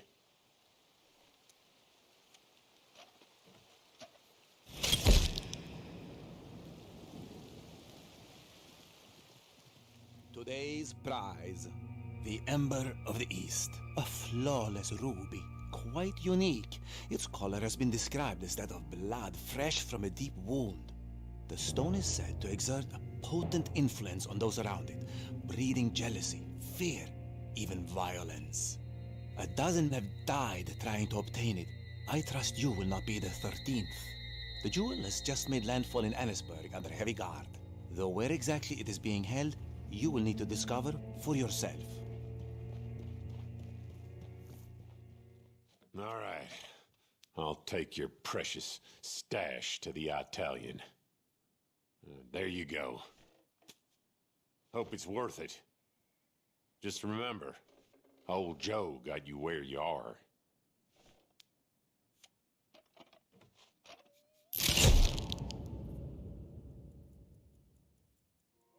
Today's prize, the diamond. Il Sovrano. Pale yellow, so big you could not close it in your fist. If you believe the stories, it was stolen from a temple in India, and tragic fates have since befallen its owners. For Senator Ricard, we gave the Kurds a little assistance. Yes? A consortium of your southern nobility have paid handsomely for the privilege of hosting the stone in the roads before it travels west. Tonight, the senator's representative comes to collect it. You will ensure that it never enters his possession. I thought you said they'd be here. That's what I thought. Is this them? Nope. Well, there they are in the wagon. That's her. Oh, there. You all looking for the Twin Rocks gang? Isn't everybody? I got them for you. In the back. Go ahead. Count them up. They're all there. God damn. 1, 2, 2.5. Let me get you your money. That's something. Bringing all them boys in, you know. Bounty hunting ain't so hard. Any fool can do it. I ain't so sure. How about you there? You fool enough to try? Become a bounty hunter? There's a board up in most every jailhouse and post office. The sheets going up regular. All you need is a license, which the sheriff will sell you. You can take down a poster and go. Alive, get you full price. Dead, a little less. You go after one of the big ones, I'll tell you what I know about them, as a favor. Worst that can happen is they kill you. There's only 9. I counted them twice. There was 10 when I pulled up. I know you're hiding out there. You got 10 seconds to turn yourself in. 10, 9, 8, 7, 6, 5, 4, 3, No. 2, No, please. 1. Please, no.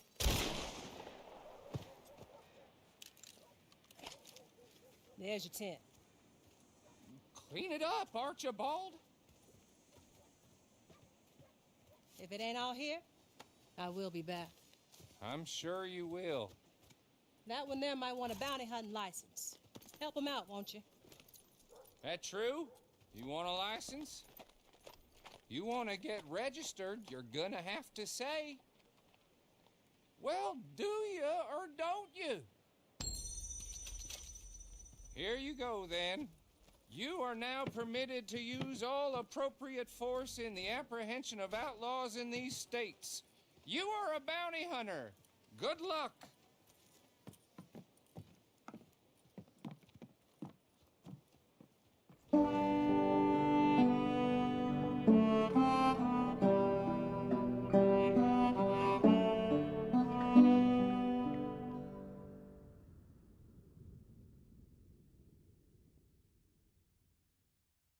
Okay, this crazy son of a bitch, Virgil Edwards, the Shepherd, leader of a sect called the Seventh Generation, who believe mankind's about to face its final reckoning. A sadist with a silver tongue who's been gathering lost souls from far and wide, promising eternal salvation. He's gone to ground, hasn't been seen in months, but folk been saying he's put out a call to arms for some kind of mass cleansing of sin. Groups of his followers are camped out in Roanoke Ridge, north of Annisburg, waiting for their shepherd to appear and show them the way. Maybe one of them has some information that'll lead you to... Surprised you brought him in breathing. More mercy than most. Here's what you do.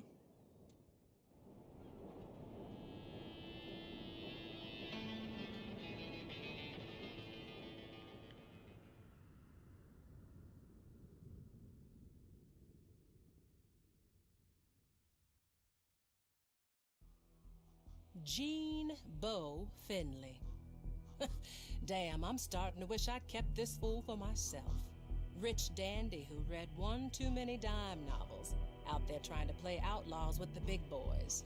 Loves himself just as much as his daddy clearly didn't. Spent his inheritance rounding up the best gunmen money can buy, but they don't give a damn about Beau. Their only job is to make him look good, get his name in the newspapers. He and some of his fancy rifle club friends have taken over the old mansion at Shady Belle. Lots of guards, lots of weapons. Nothing but the best for young Beau. Seems someone's time is all but spent. Cell's open. Here's your due.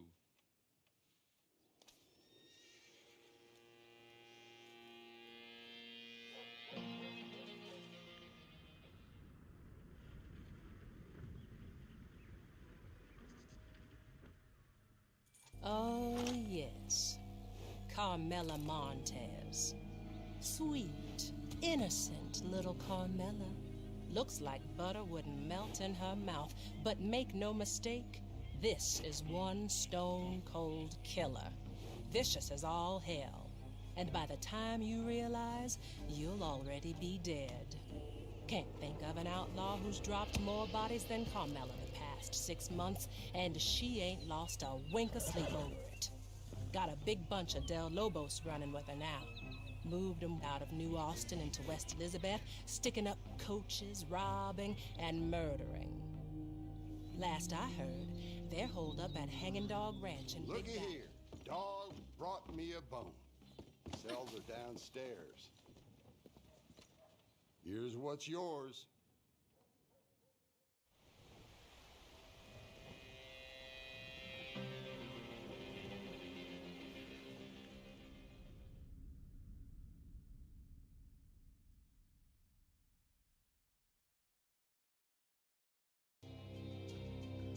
Mr. Philip Carlier.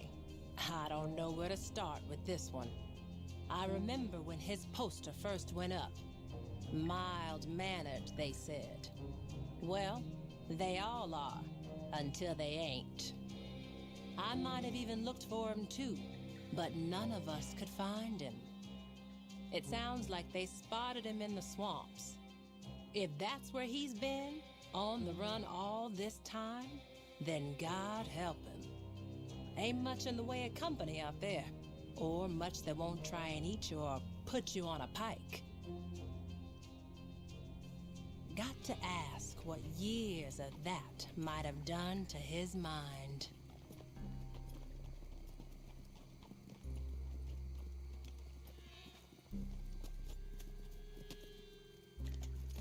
You're here. You're here. Oh, thank heavens you're here. See, I've been here for, must be years, trapped. See, I thought no one would ever come. Philip Carlier, the Castile Cotton Company chief clerk. But, I'm sure you already know that, given why you're here. My, can't imagine how it must look.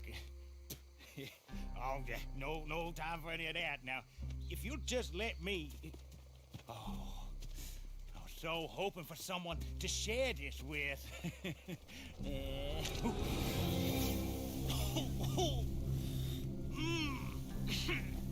Comes on rather strong the first time, does it not? Rehabilitation might be beyond them, but we may hope. Well, that's what they were, and not a penny more.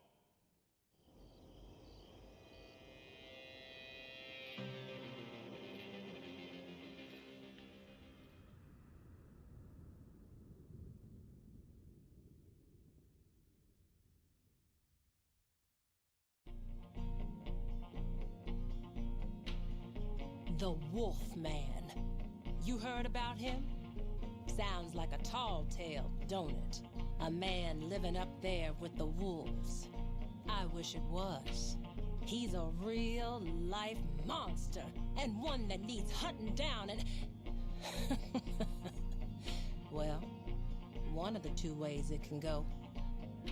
Go up to Lake Isabella and look around those parts. You don't freeze to death, you might just find him. Be warned, though, like most things wild, I expect he'll be skittish. His wolves, on the other hand, might not be.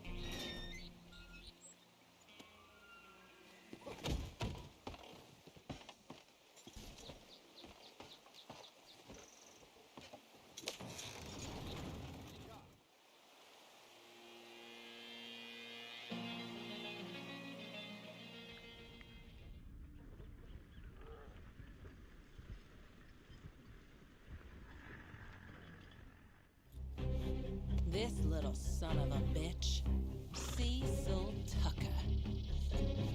His crime was cowardly, killing good folks in their sleep, and he's been a coward ever since, running off and hiding out. But I'll tell you what, if your crimes are heinous enough, they're gonna catch up with you.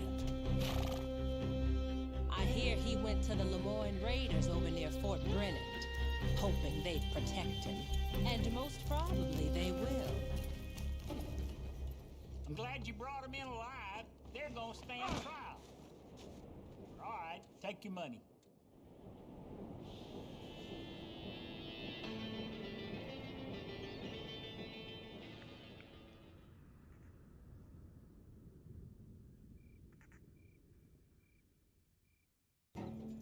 Bear baiting Yukon Nick. Why, shit. I knew his ways would catch up with him someday. He's a trapper, but maybe more like a feudal lord, way he runs that country up there. It's medieval, I tell you. Anyone wants to trade for near Nick, they got to be ready for a fight. So I guess that's what happened to get him in trouble. They sent a marshal up there to speak to him a few days ago. Been captured, most like. Don't let that happen to you.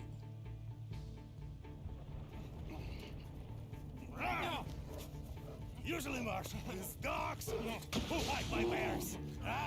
Shit, but no you. I make a special case. We'll be fine. But first, we drink. Come on.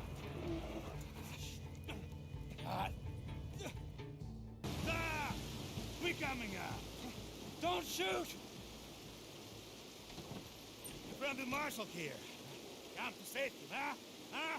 Hey, please. Looks like you had me cornered here. I'm going down. Well, you'll get the going rate as soon as they're in a cell.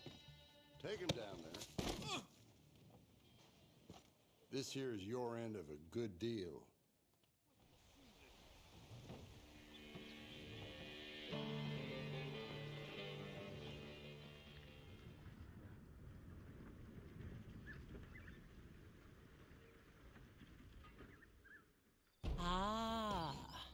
Barbarella Alcazar, our bandit queen.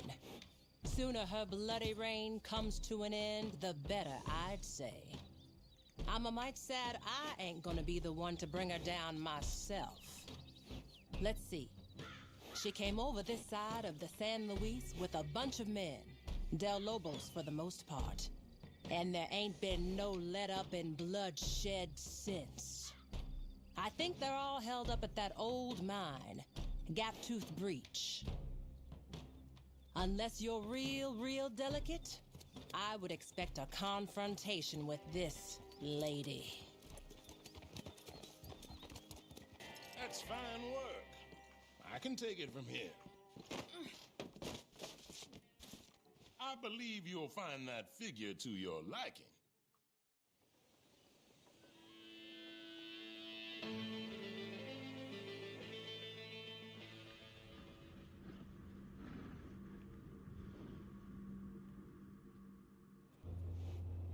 All right. Etta Doyle. Used to be known as Madame Le Pearl. She runs a gang of other fallen women, sticking up trains and coaches mostly, but seems to have a particular fancy for robbing Leviticus Cornwall of late. So his men have set a honeypot to lure her in. Tipped her off about a big stash of money and ammunition at Cornwall's freight yard in Saint Denis. Asked if I can send some good bounty hunters their way. Just be careful. They play smart. Looks like she only sent one. Okay, we gotta move fast here. Come on. Now the bait's already been set. Etta Doyle and her girls could be here any minute. Mr. Cornwall, you don't want his name anywhere near this for reasons I'm sure you can understand. Just wants it dealt with quick and quiet. Gonna want to ensconce yourself in here. Now wait till they bust in, and then, when the moment's right, ambush Miss Doyle and escort her into custody. They want her alive. You get paid, we get rid of her, everyone's happy. Now don't worry about her cronies. She's the one with the price on her head. They're notorious for dressing alike, so you bide your time, you figure out which one's Doyle. You'll know for sure when you see her face. Got a big old scar down her right cheek. And we're just gonna hang around and stand guard, create some semblance of security, and just pray the crazy bitch don't bust in and shoot us straight in the face. All right, now, it's time. Find a place to hide, and we'll wait for the guest of honor. I'm glad you got him alive. Retribution shall be visited. We pay on receipt of goods, so there you go.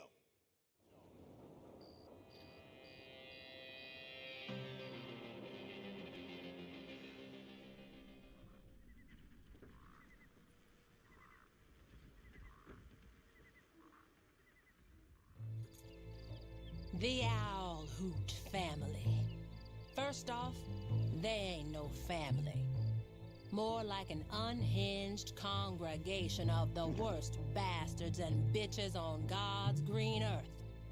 You think they look bad on this poster? Wait till you see how folks look after the families done with them.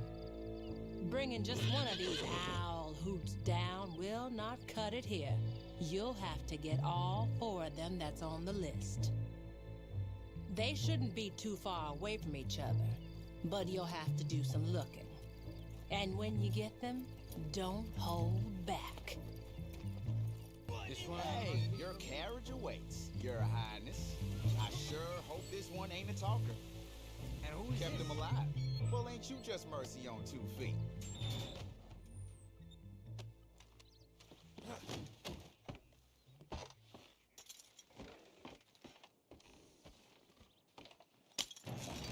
Get here.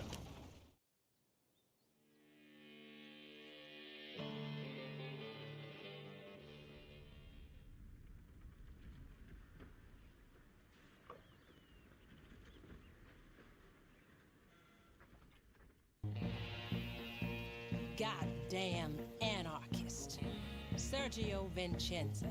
He ain't even American either. Did you know he was gonna kill the governor if they didn't find him out? And who can guess how many minds he poisoned, talking that collectivist nonsense? Stopping this loudmouth is what the law was made for. Ain't gonna be easy, though. I heard he's bedded in deep with a bunch of these zealots. Oh, and he's a former military sharpshooter, too. My brother, liberty will be shackled at all cost. That is how government works. I used to use this rifle to fight for them, but now it is turned the other way. Whatever happens, we must be strong, amigo. This one's gonna be seeing the judge real soon. Here's what you do.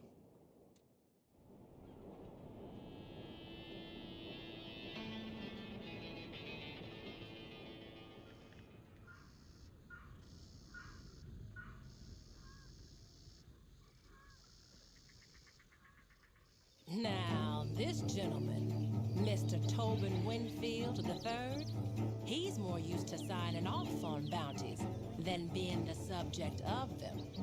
But no one cries when a corrupt politician gets their comeuppance. I believe he's hiding out in Thieves' Landing. Yeah, the man's a thief, but not the same kind as the rest of them down there. I'd wager he won't survive the week. From the looks of this poster, you're to recover the deeds that he stole, so make sure you find them.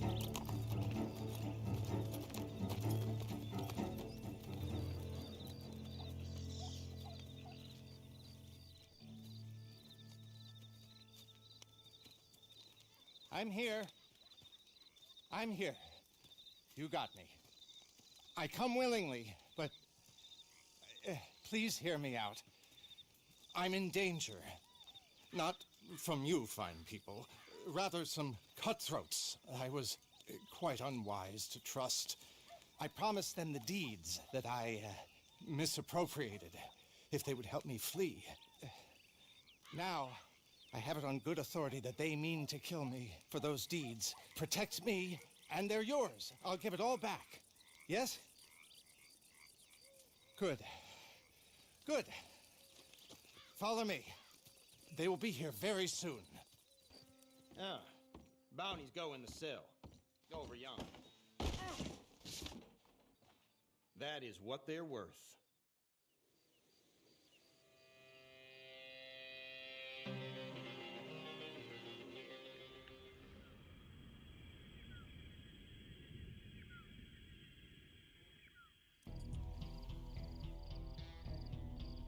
Red Ben Clemson. Dresses like he's on the way to church. Acts like he's never heard a sermon. Rob enough trains, one of these companies is gonna put a price on your head. Or maybe all of them. He's a hero to some folks, a villain to others, and most likely somewhere in between. Hey, this might interest you. A fella he used to run with lost his leg, became real bitter with Put them in a cell. The time for running is over. Time for punishment has begun. You can count it, or you can trust me. It's all there.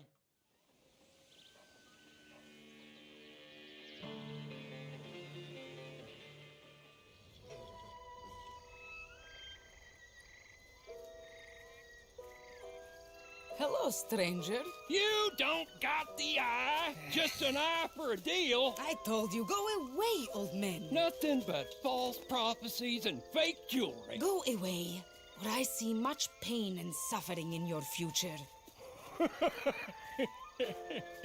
A crook and a charlatan. Make sure you know what you're getting into with this one. Hey, please, don't listen to him.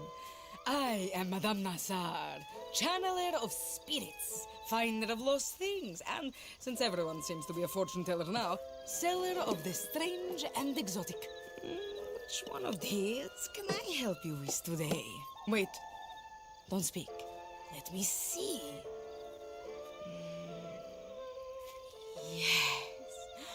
Yes.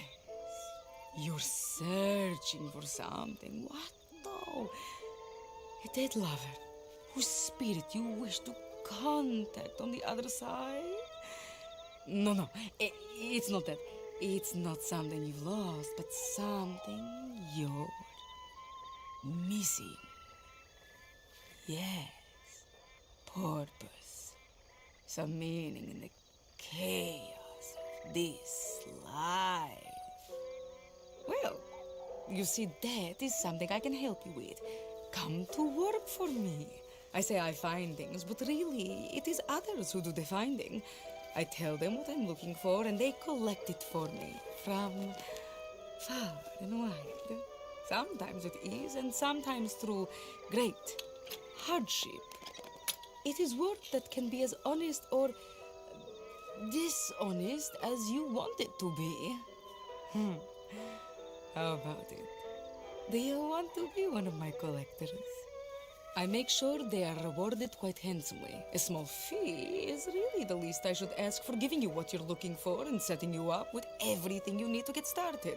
There are more tools you may want from me in due course, but first, you will need to prove yourself. If you don't want to start now, you can find me again, and the offer will still be there. Excellent. Excellent. One moment. I have something I think you'll find very interesting. Here is a list of things that I need and a map that will set you on your way to finding them. It is amazing what you will discover now that you are paying attention. McMillan! Get down here! This has got to stop! Madam, please! No! I'll be right with you. I know you're up there! Oh, marvelous. There she is. Just what I need. The crazy wood nymph. Can't a man take a bath in peace? What the hell is that? It's a panther! You savage! And a nice clean one now, too. This is going above the mayor's bed. Okay, Mrs. Hobbs will be by to handle the taxidermy. Oh, travel safe, my friend. Wait, who are you? Where's Cecil? Glenn, I'm a friend of his. Cecil had to take a few days off. Mm-hmm. For stress. Is there any animal that you have not slaughtered? Oh, you flatter me, Miss Sorry, Davenport. I really will be right with the you. The answer's no, but I'm retired, as you know, and have been for some time. Yes, and how many have you out there killing for you now? Not nearly enough, I'm afraid. Business is booming. What about you there? You a hunter? Gus McMillan, master craftsman of fine clothing and accessories. Here's my card. I pay top dollar for animal furs and parts. The rarer, the better. Don't listen to him. Unbelievable. How do you sleep at night? On the tiger bedspread, my dear. Seriously, come see me. You're no better than a murderer. And one day, you'll be seen as such. Whoa. Would you mind taking us outside? I don't want to Shut up, Glenn! Listen, soon as a squirrel finds a cure for tuberculosis, let's talk. If intelligence is the barometer of who has the right to live or die, you should have been court-martialed at birth! Annoying, isn't she? See him? The only thing he had on his mind was hunger, sweetheart, but I pulled the trigger. Survival of the fittest, isn't that your mentor's trite catchphrase? It's not survival of the fittest. You are killing to line your own pockets. This is how I make my living. We don't all have a rich daddy. While you're camped out in the woods, making witches' brews and talking to the wildlife, the rest of us are doing some real work. You think this is some big joke? Oh, That's enough! You is that crazy shrew. They should throw you in an asylum. Oh, that's it. I quit. You can tell the mayor I've gone home. Oh, sorry about that awful man. Harriet Davenport. I've been in the field now for 3 years, studying the hidden interconnections between animals of all species. I've seen everything. Joy, disgust, regrets, envy. We're so much more alike than we are different. I'm on the brink of discovering the pathways that link all life. I just need more research material. I have in here detailed notes on pretty much every animal from armadillo to Annisburg, including the locations of some truly impressive varieties. I would be willing to sell this to you if you will commit to bringing me anatomical samples from live species and promise not to carry out any more animal side in pursuit of Gus McMillan's greed. I'll pay you, of course. I promise I'm good for the money. Let's learn from nature, not destroy it. Excellent. Oh, we've been brought together for a reason. I strongly feel that. I've been experimenting with tonics that can provide access to remarkable new pathways of communication with other species.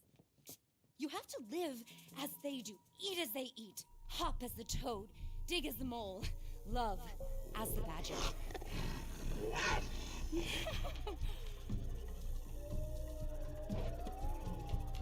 you see what I've seen, you just have to open your mind.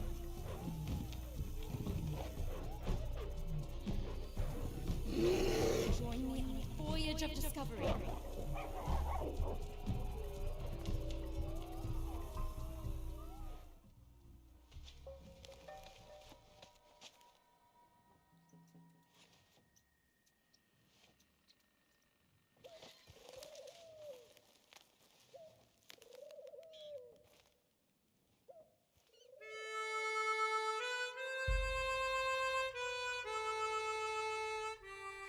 You know, this connection between us, it's developed into something quite powerful, don't you think?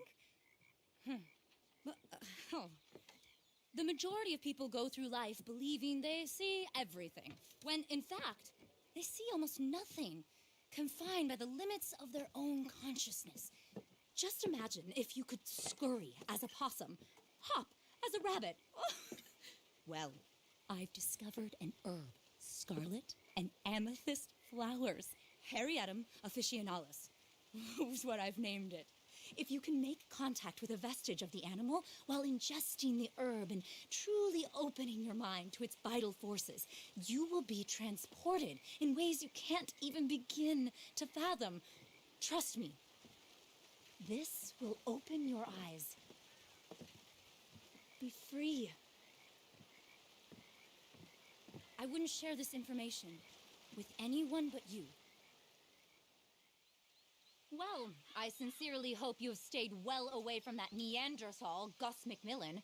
Can you imagine if he took such delight in murdering his fellow men and displaying their severed heads on the wall? He'd be straight to the noose. Anyhow, I've heard rumors of a magnificent bear that's been seen around these parts. You'll know it when you see it. A fox told me, if you could track it down and get me a sample, I'd love to study the physiology in more detail. Just please be gentle with it.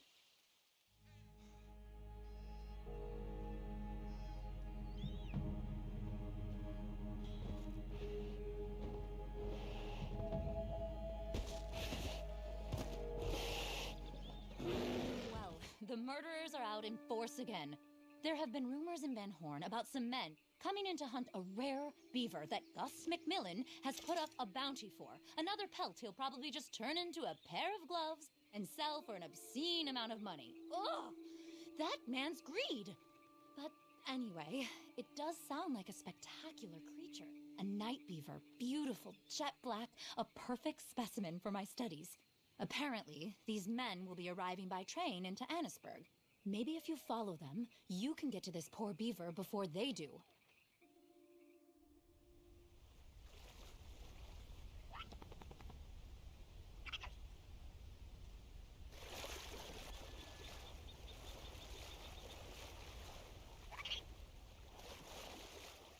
Finally, someone not here to mock me. I hope. The arrogance of people, the blind refusal to entertain the idea that there is something outside our meager understanding, that maybe, just maybe, our minds exist beyond us in a shared consciousness. Oh, it's just frustrating. Anyhow, apparently there's a herd of bison led by a striking red peta roaming the Little Creek Valley, which sounds like a perfect specimen to round out my bison studies. I hear there are some good vantage points over the valley. And look for signs of tree rubbing. They love to scratch.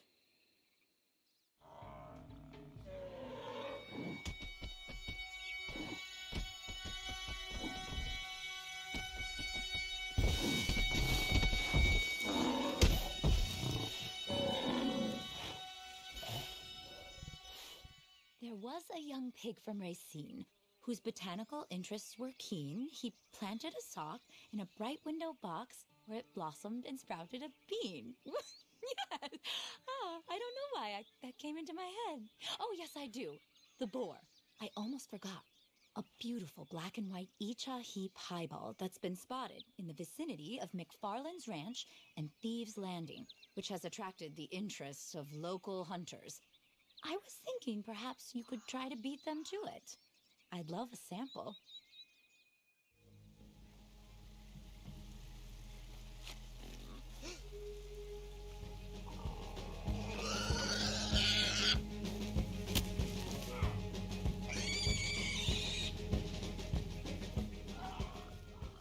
Macmillan's murder-for-hire business continues to grow. I should pay someone to kill him. I'm joking, of course. I would never sink to his level. It's just the greed and arrogance of that man. These are sentient beings with complex emotions. Oh, such a struggle sometimes. But I was hoping you'd come by. A man was telling me he was in Annisburg recently and overheard some loggers there talking about a very unusual-looking deer. Sounds like maybe a shadow buck. Worth some further investigation, at least. Together, I know we can do this. We can't give up.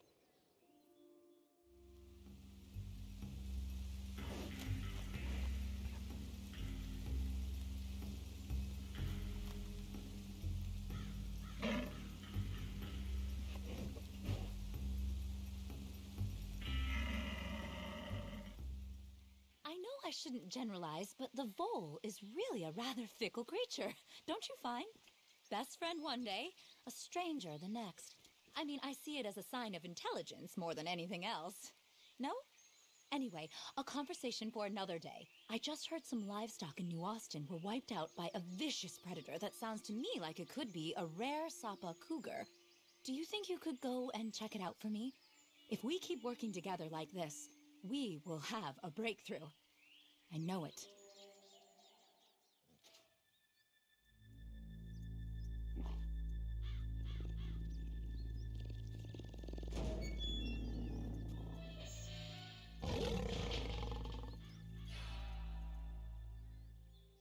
You know, I seem to spend half my time out here trying to apologize to my brothers and sisters for the sins of my species. What gives us the right to destroy life on a whim with complete impunity? And where will it end?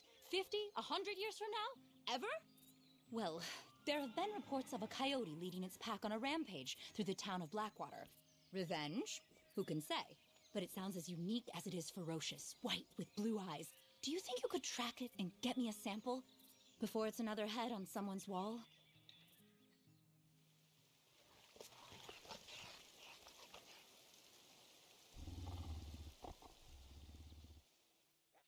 Sorry if I'm a little flustered.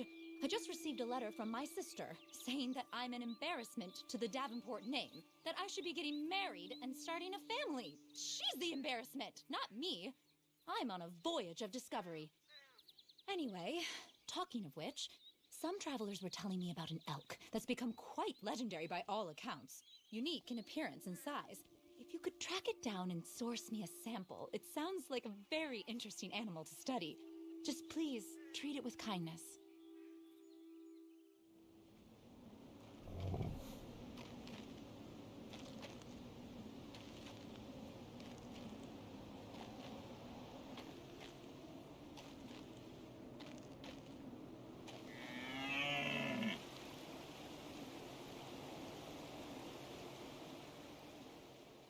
Have you ever sang to a fox?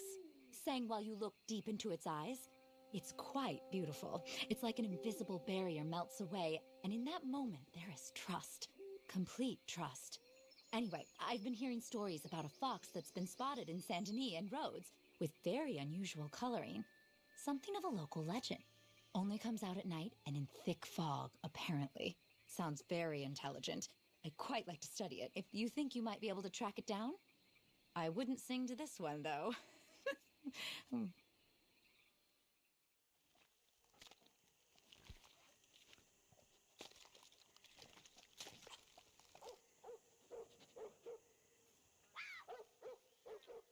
Well, you won't believe what I've just been reading in the newspaper. Apparently, the new accessory du jour for the lady this year is the alligator handbag. Murdering these noble, prehistoric creatures for fashion? Would they wear one made of human skin? I highly doubt it. Ugh. Anyway, there have been some sightings of a spectacular crocodilian near an estate in Saint Denis. A banded gator, beautiful red and white markings, by all accounts. If you could source me a sample, I'd very much like to study it before some brute turns it into a wallet or a pair of slippers.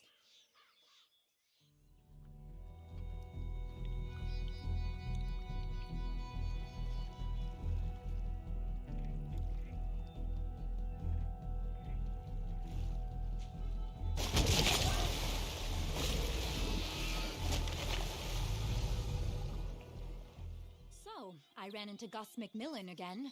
How that man delights in tormenting me. Now he has his sights on a new trophy, a rare moose he wants to slaughter and turn into slippers or belts or whatever it is he does to make his blood money.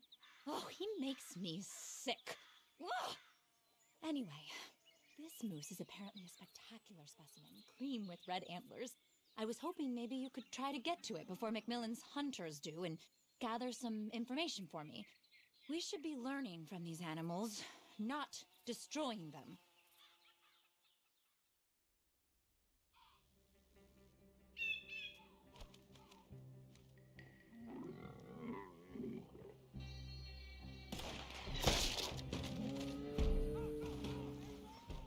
Have you been hearing about this ram in New Austin? Apparently, all number of people are out trying to track it and kill the poor thing, just because it showed some aggression. It's probably just defending itself. And what is more aggressive than a man with a gun? Anyway, It sounds like a truly spectacular animal. A rutile horn, jet black, impressive size, and very intelligent. Rumor is it's been luring ovines away from other herds, which is very unusual. It was spotted passing north of Venter's place. I'd love to study it, if you can get me a sample.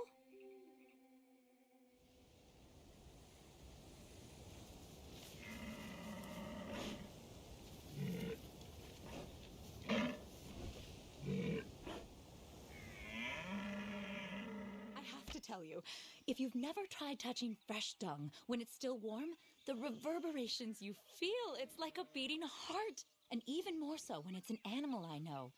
Every day, I'm discovering new connections, but I need more research material. There have been reports of an unusually aggressive wolf pack up in the Grizzlies, led by a large white moonstone, an animal I'd very much like to study. I know it's a lot to ask, but we are making discoveries that will live on forever. I truly believe that.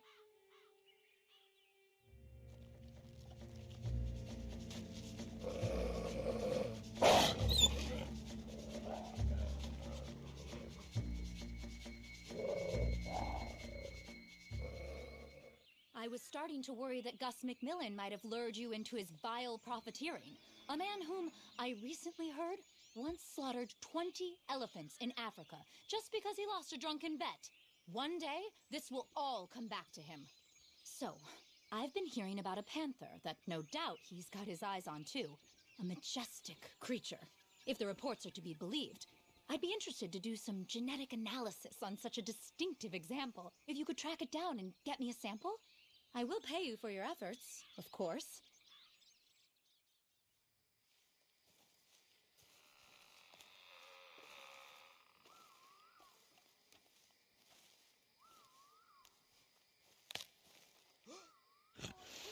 Mark me. I've heard what you've been doing. They tell me, you know? Oh, disgraceful. You should be ashamed of yourself.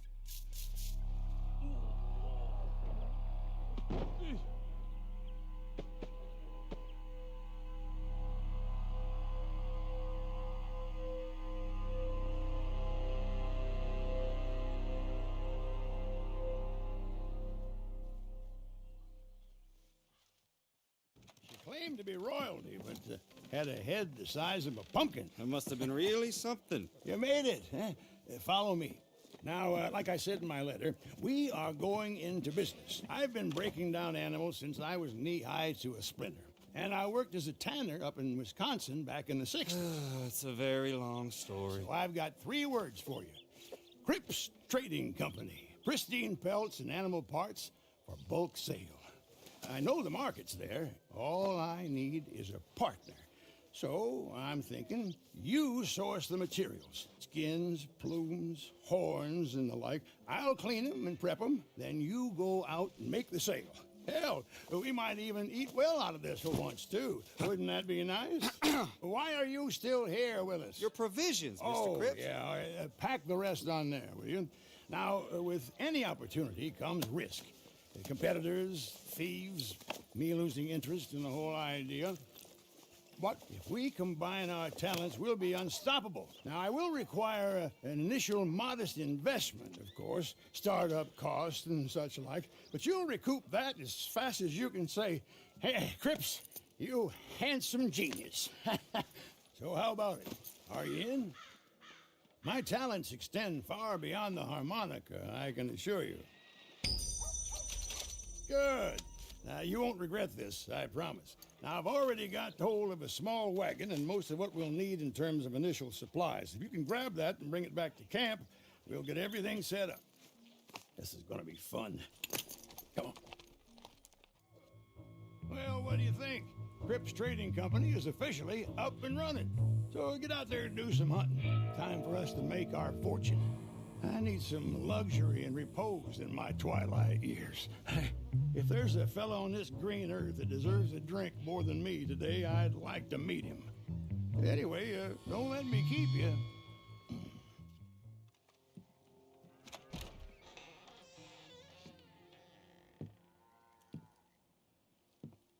You must be Cripps' friend. I'll try not to hold that against you. My name's Maggie. Thanks for coming. She's back. Jesus, what are you doing? It's me. What the hell? I missed, didn't I? Don't come in like a bull through the fence next time, you old fool. Your friend here managed to get it right. Lightning Maggie Fike. We all thought you were dead. Yeah, so did I. Guess you'll be wanting a drink. Come on, give me a hand. Biggest mistake of my life, not marrying this woman when I had the chance. Yeah, you always did have a colorful memory of things. Anyway, it's too late now. As you can see, I have gone and hit my prime. Well, I heard what happened with Hickson. Evil son of a bitch. Where you been all this time? Recovering. Lying low. Couldn't barely get out of bed for 6 months. And your nephew? Lem. Still in jail, as far as I know. You seen Danny Lee yet? Oh, yeah, I've seen him. Cooking for the Braithwaites now.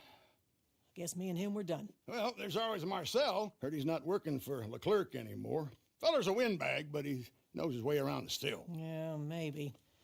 Feels like it'd be much easier for everyone if I just stayed gone. But life ain't about being easy. I am taking back what's mine.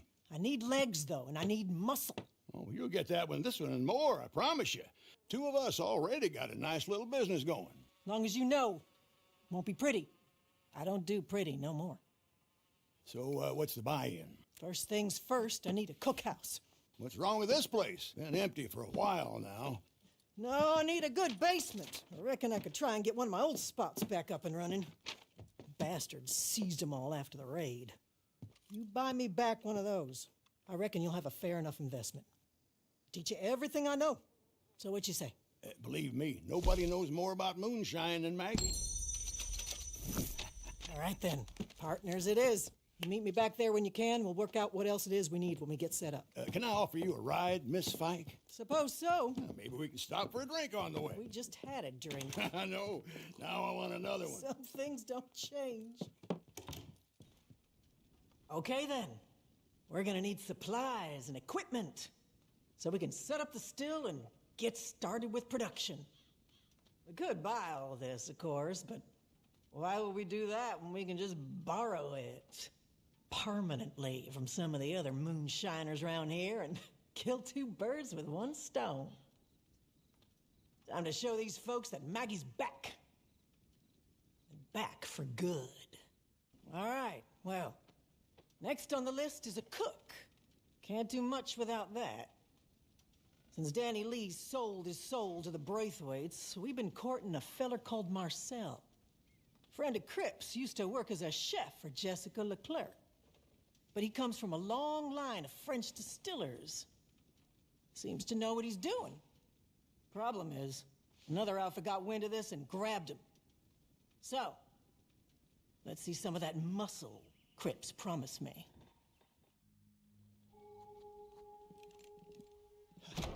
Well, I am happy to say we are officially in business. Allez-y, I will show you the engine room. Thank you for your interventions the other day. I was turning into a rather unpleasant experience. So here we are. Nice and private. For obvious reasons, huh?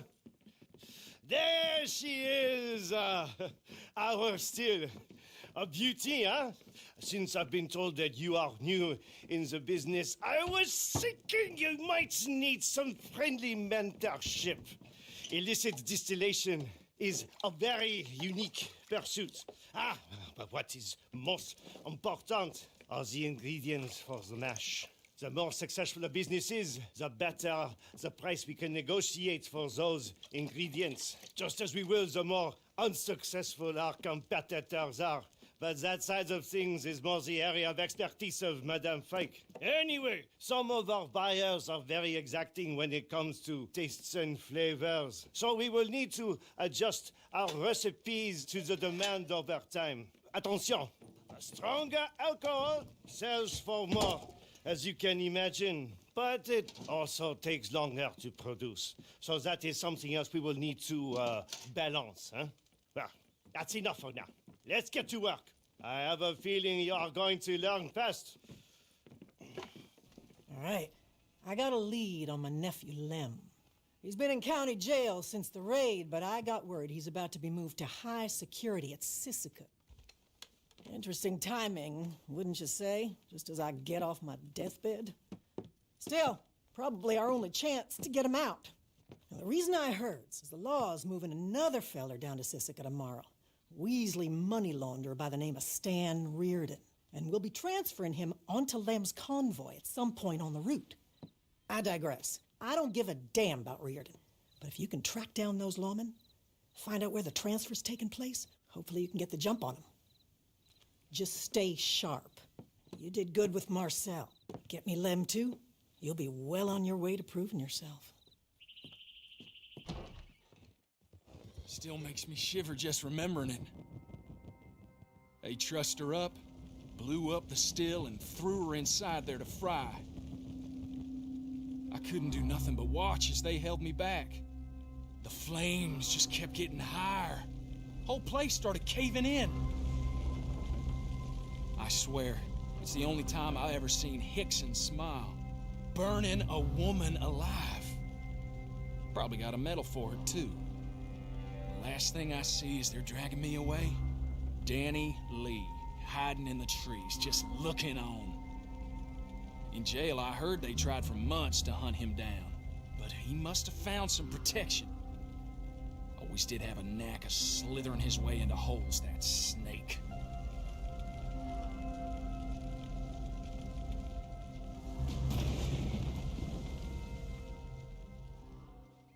Aunt Maggie!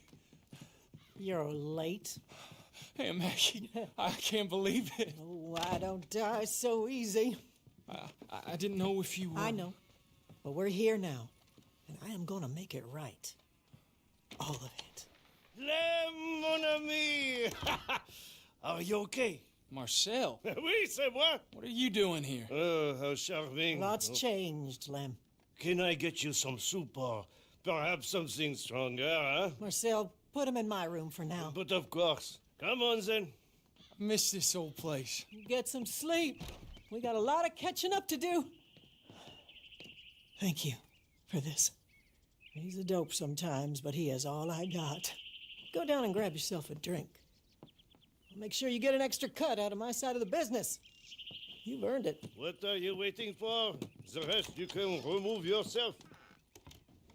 Okay, I just found out that the Braithwaites and Danny Lee are cooking shine out in the swamps of Bayou Noir. So, seeing as they gave me such a warm welcome on my return, I figure it's only polite to repay the favor. There's an old stash of explosives, the good stuff. I'll show you on the map. That should make short work of any stills they're using. Plenty of routes in there. You could hijack their supply wagon. You could even go by river. But I'll leave that to you. It's time to hit them hard, where it hurts. Hey there. Made it in one piece. So, we good then? Excellent. That should send a clear enough message. I'd say you've earned yourself a drink. Thought I'd find you here. What the hell you think you playing at? It's all right. That was a real dumb move. I don't know what you're talking about. I thought I warned you. You know, all them years, I never realized just how much a coward you really are. You go to hell, Maggie. Oh, I already have. And let me tell you, you will like it. My God. Just look at these bastards, Danny Lee. You think they'd give a single damn about you? I mean, who's this sap?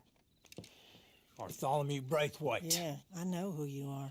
So, your family's running moonshine now, huh? How the mighty have fallen. You're finished. Stay finished. Well, I swear next time, you'll burn for good. You know, next time you should send someone more intimidating. Don't you worry about that. Come on. Thanks for stopping by, fellas. Oh, I have barely even started. Come on, let's have that drink. All right, not sure if you heard, but I sent Lem up north to collect some special ingredients that should really help us broaden our market. Stuff Danny Lee won't even have heard of. Felt like a really good job for Lem. With you around, he's been a little jealous. Anyway, he's bringing it in by boat and should be docking soon in Annisburg. There's already some wagons arranged to bring it all back, but I'd appreciate it if you'd head over there just, you know, for some extra security. Better safe than sorry these days.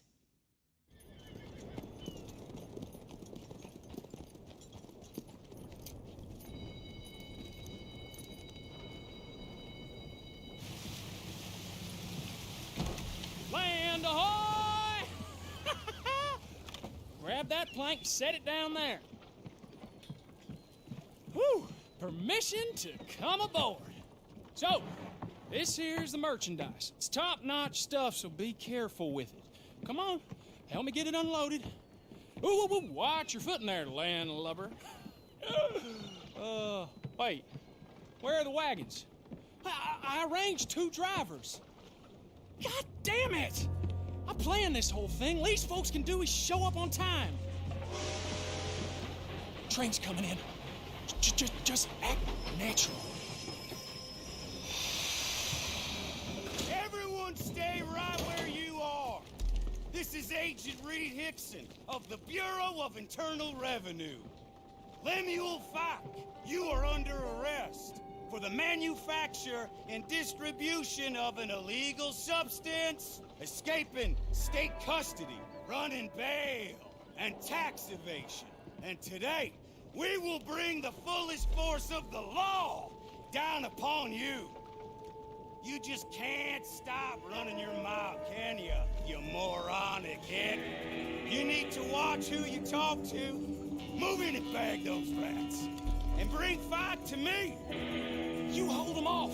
I'll try and start the engine. Okay? I think that's all of them. Christ, that was a close one. Oh, all right, these docks look clear. Let's unload and get the hell out of here. All right, that's the last one.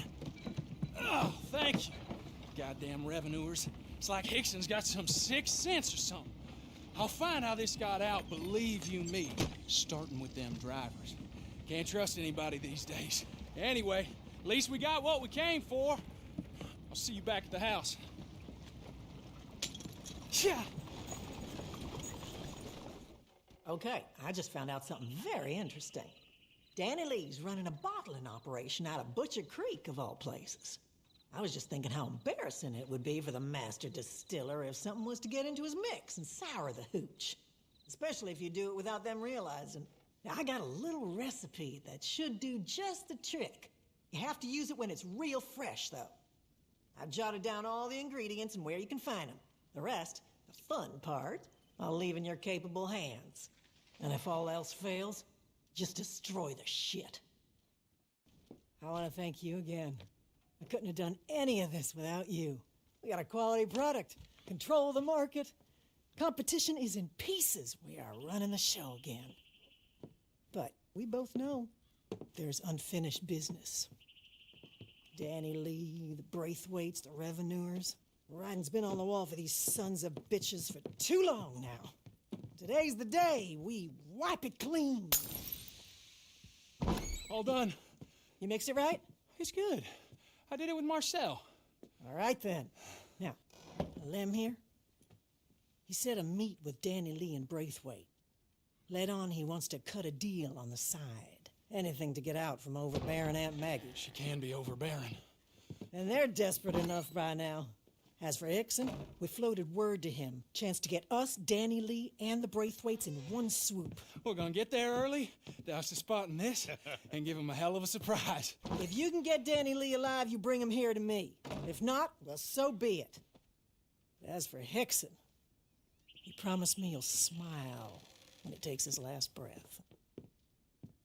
All right, go get the wagon ready. It's time. You watch him for me.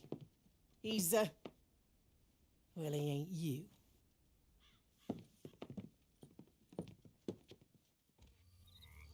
All right, that looks pretty good. Now, come on, let's find some cover.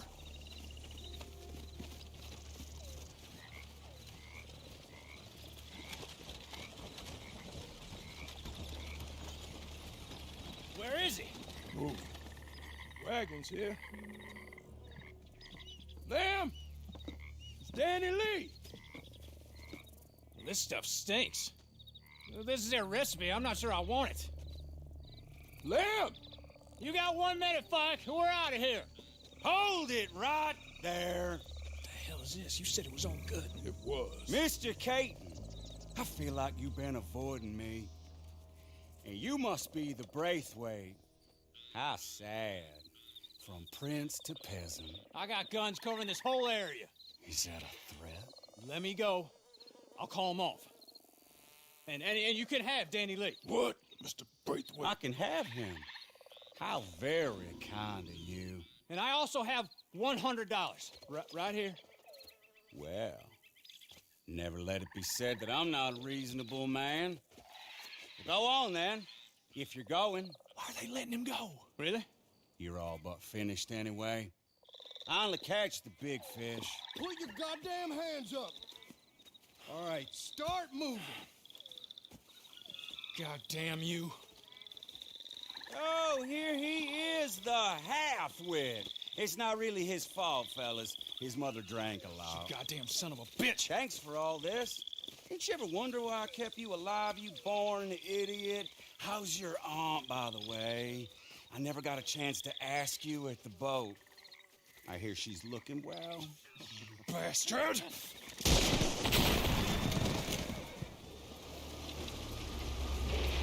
Okay. I think this is all gotten a little out of hand now. Don't you? You know what they do to people? That murder federal agents. I can make that go away. You kill me, you'll be running for the rest of your life. Come on.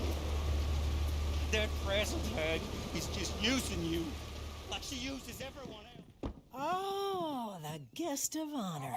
Finally. Give me your knife. You know, I was so looking forward to seeing you that I got you your favorite whiskey. Go on. Give the man a drink. I'm fine. Give him a goddamn drink! What do you want from me? You snake! You left me to die! What was I supposed to do? 6 years. I gave you my trust, my power. Power? Listen to you. You can't see yourself, Maggie. You never could. Oh, I see myself. I can't not see myself. But I won't slink off like a coward. I'll look you dead in the eye. Maggie, please. Get out of here. And I mean so far away you'll never see me again.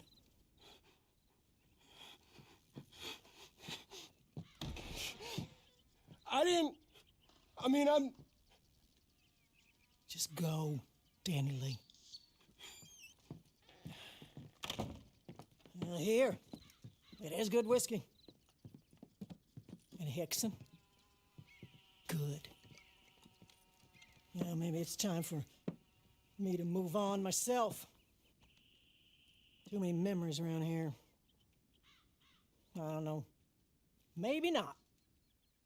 For now. Prosper.